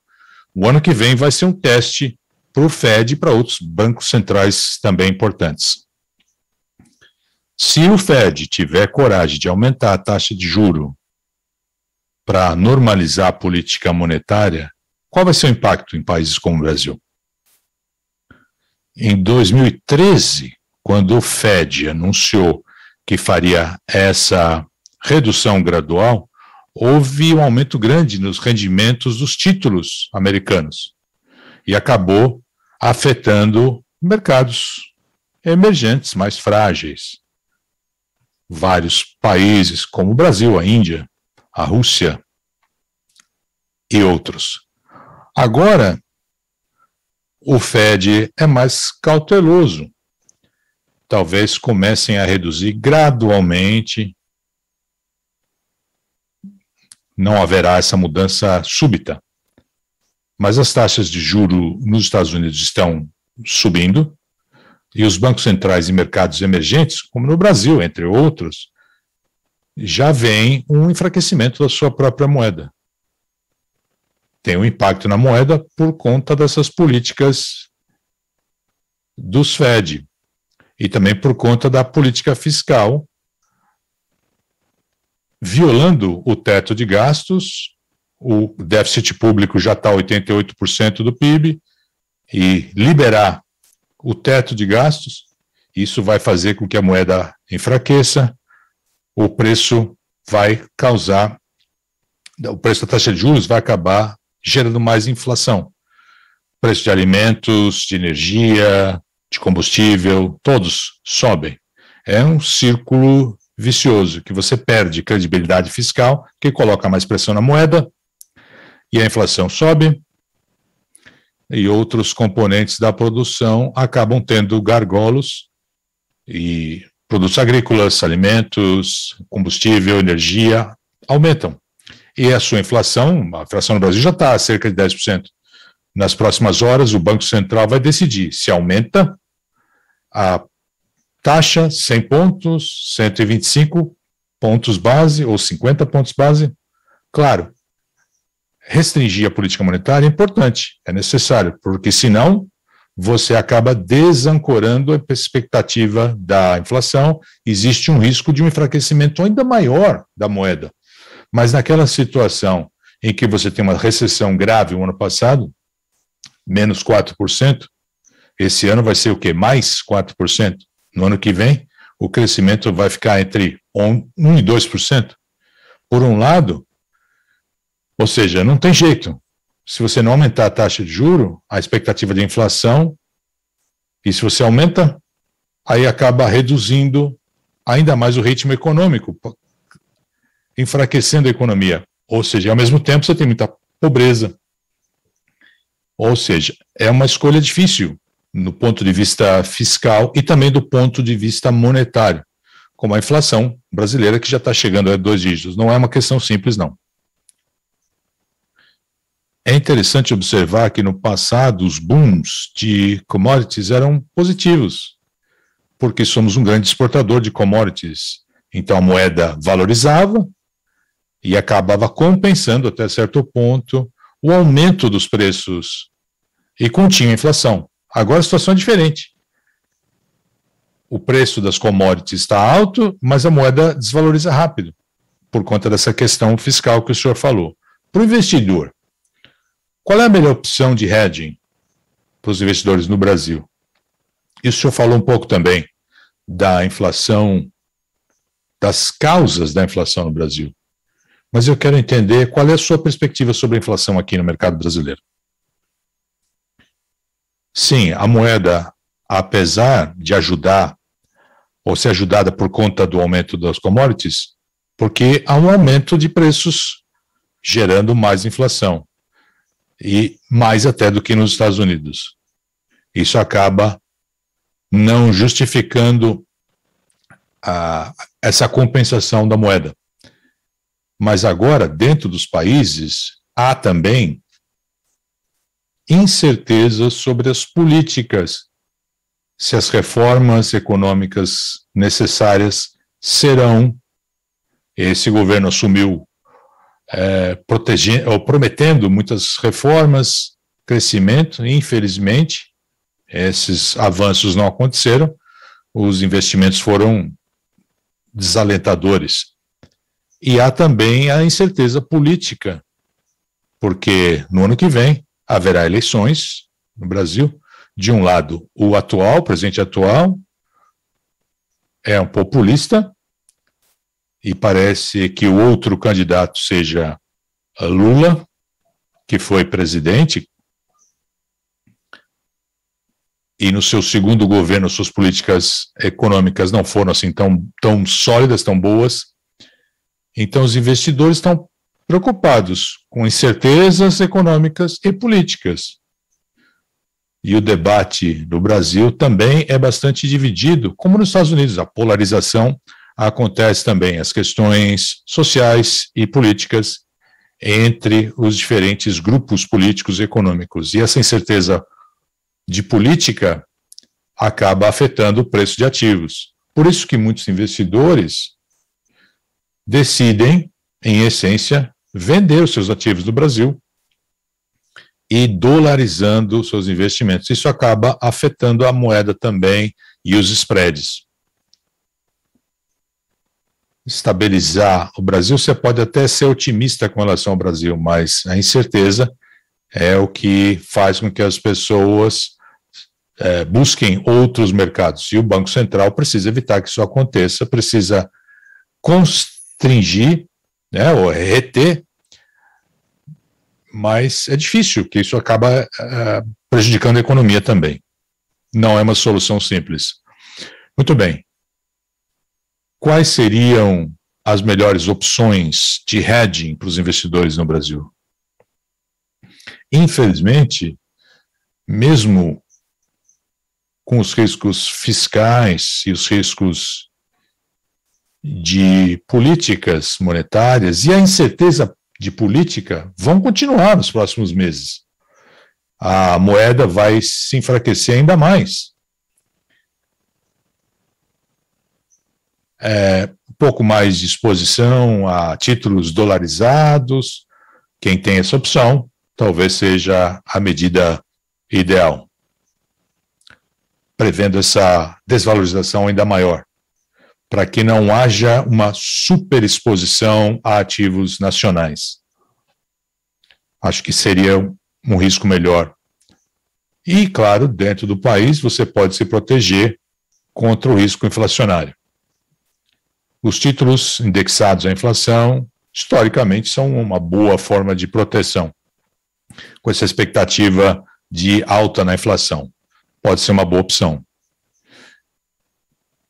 Os títulos ficam muito voláteis por conta dessas incertezas políticas econômicas, as de política monetária também. Esperamos que haja uma solução mais positiva para que haja estabilidade em várias dimensões no Brasil.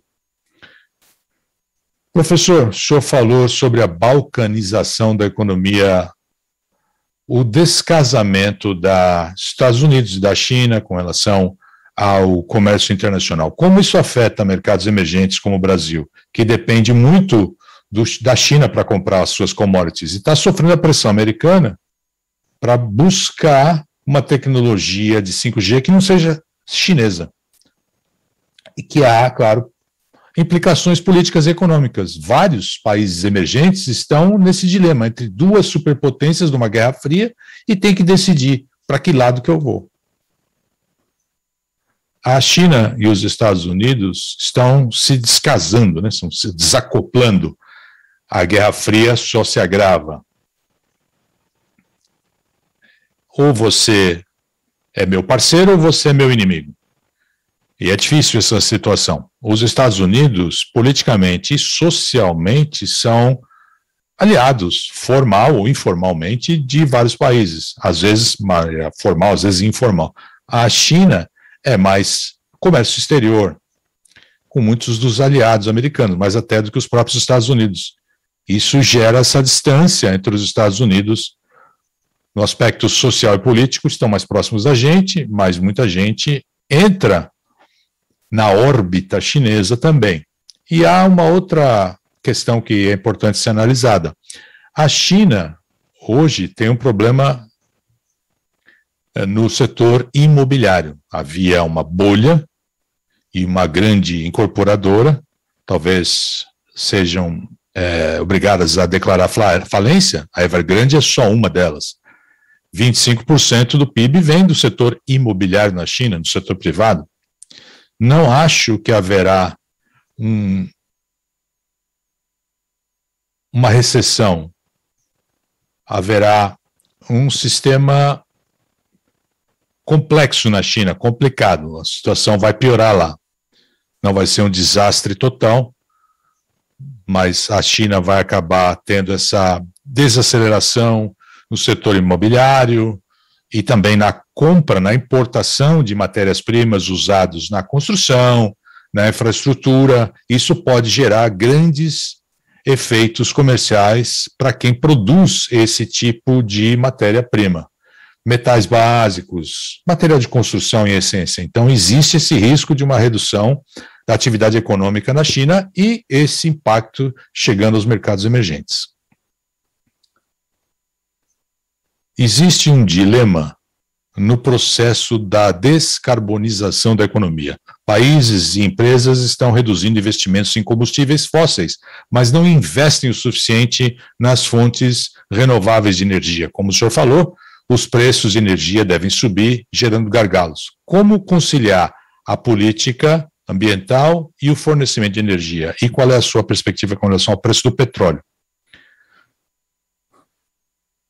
Eu já comentei sobre essas questões. É uma questão politicamente incorreta investir em carbono e em combustíveis fósseis.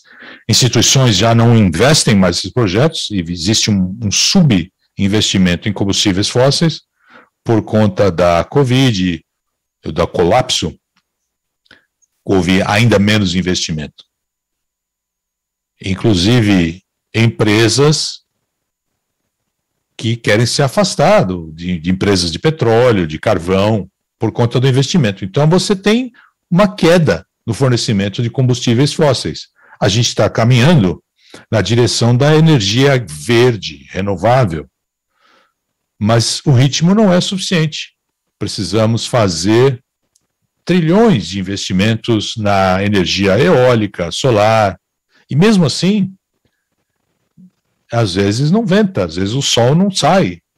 É importante encontrar formas de armazenar essa energia antes de começar a investir nesse tipo de energia.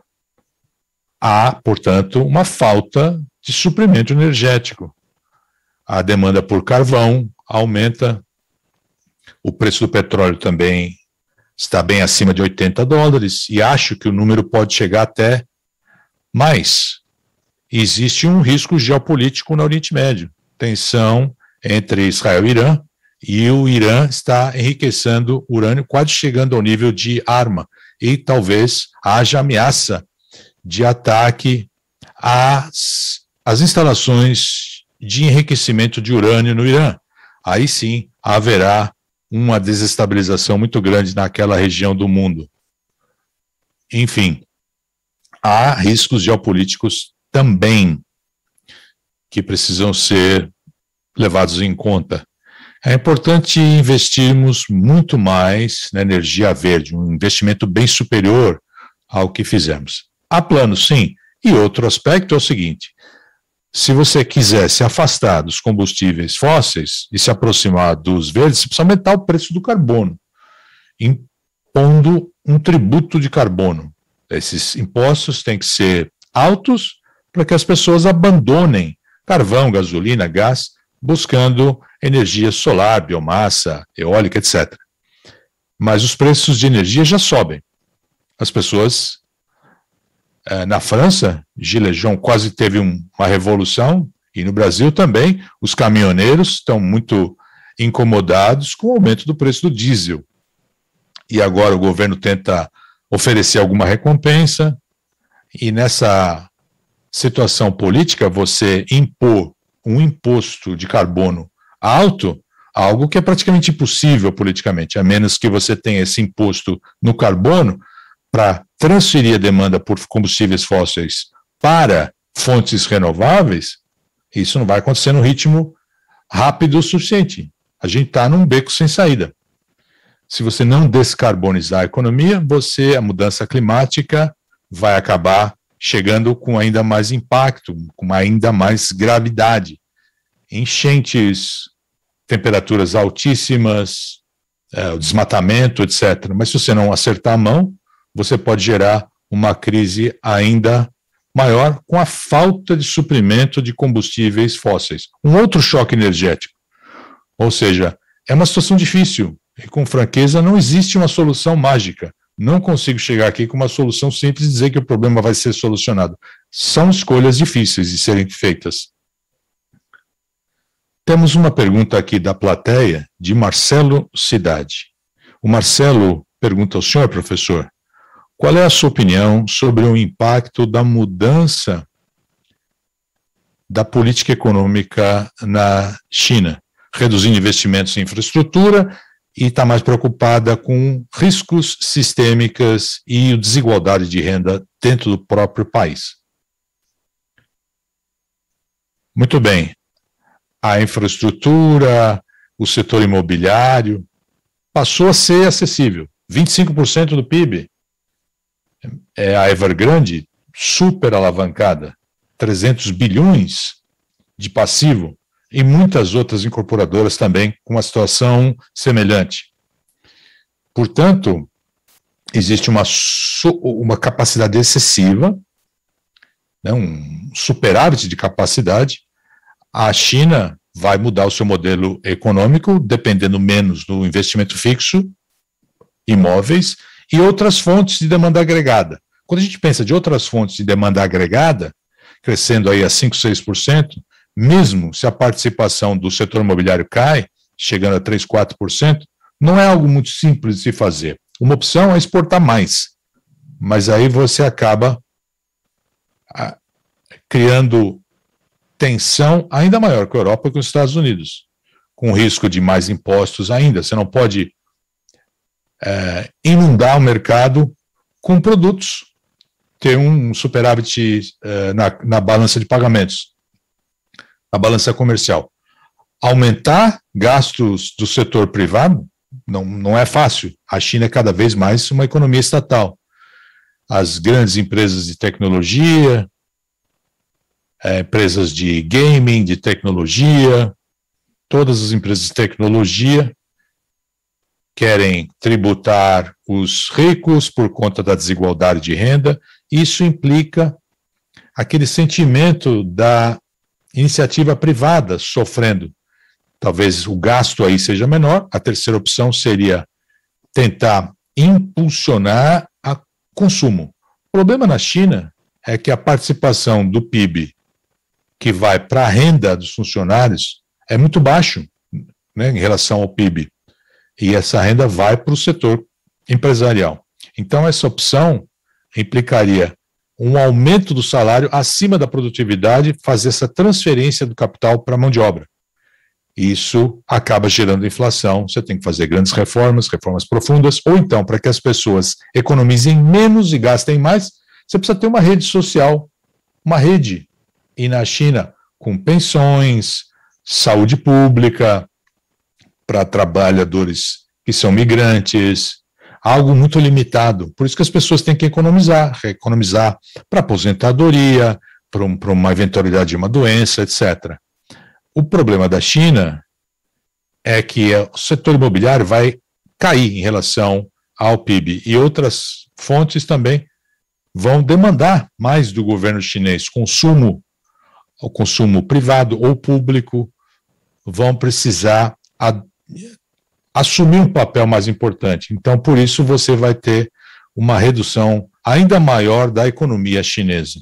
A única forma de você superar a situação é com investimento fixo, para aumentar a capacidade de outros setores da economia. O investimento em infraestrutura, talvez a China precise aceitar o fato de que o crescimento vai ser inferior a 6%. E assim, se não enfrentar o problema, sim, haverá um problema financeiro ainda maior. Mais uma pergunta da plateia.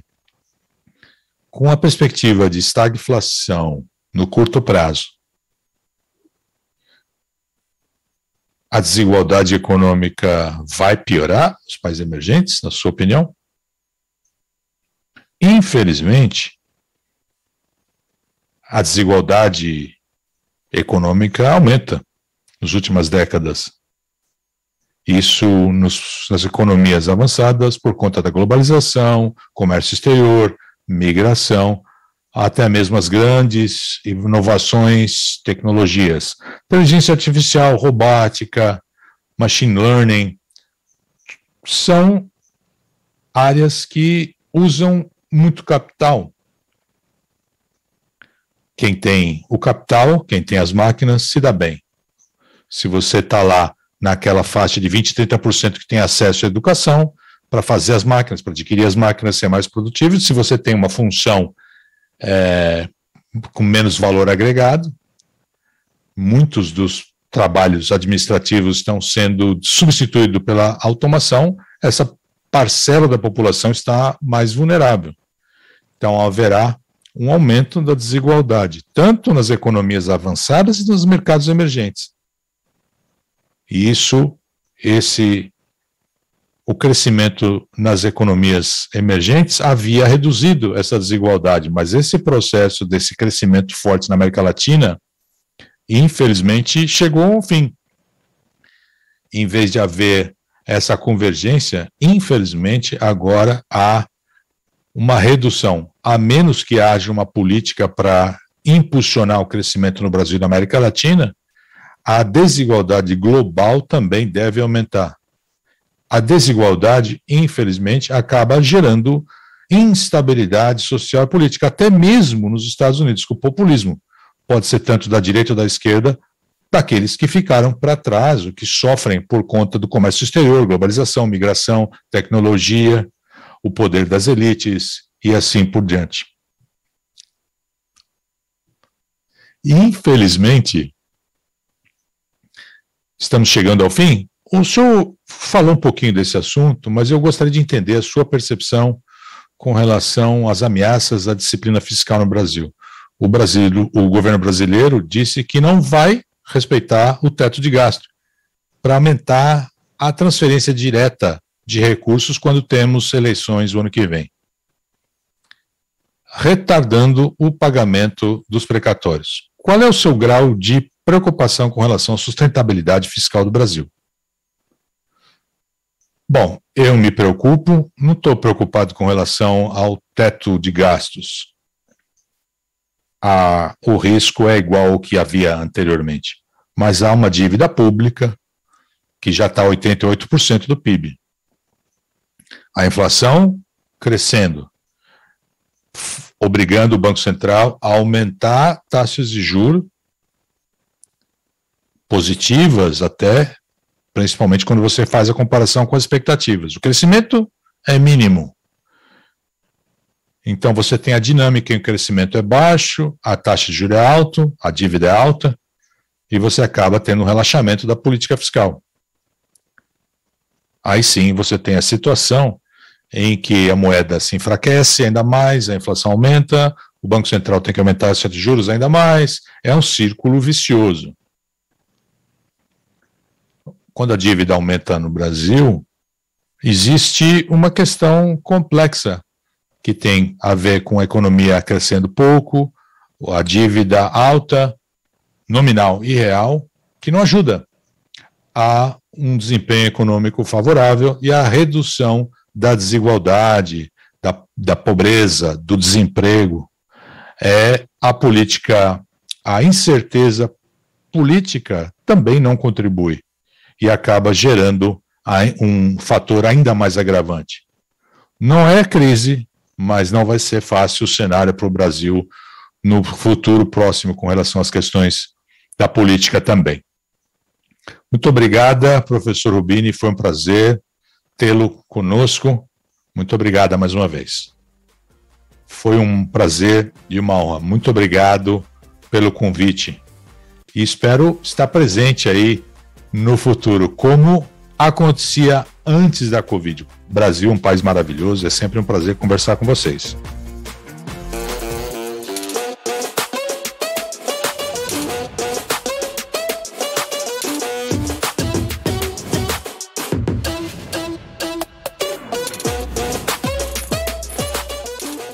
Muito obrigada, Noriel e Patrícia, pelo especial contexto desta tarde. Não paramos por aqui, não. Daqui a pouco você acompanha as transformações e inovações no trabalho. Ninguém vai querer ficar para trás, né? E por falar em transformações, vamos fazer um pente fino nas tendências que vão impactar toda a sociedade nos próximos anos.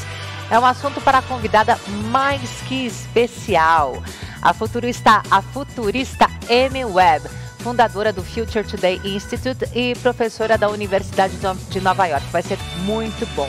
Portanto, leia o QR Code, venha, conecte-se, aproveite a oportunidade de participar e envie a sua pergunta.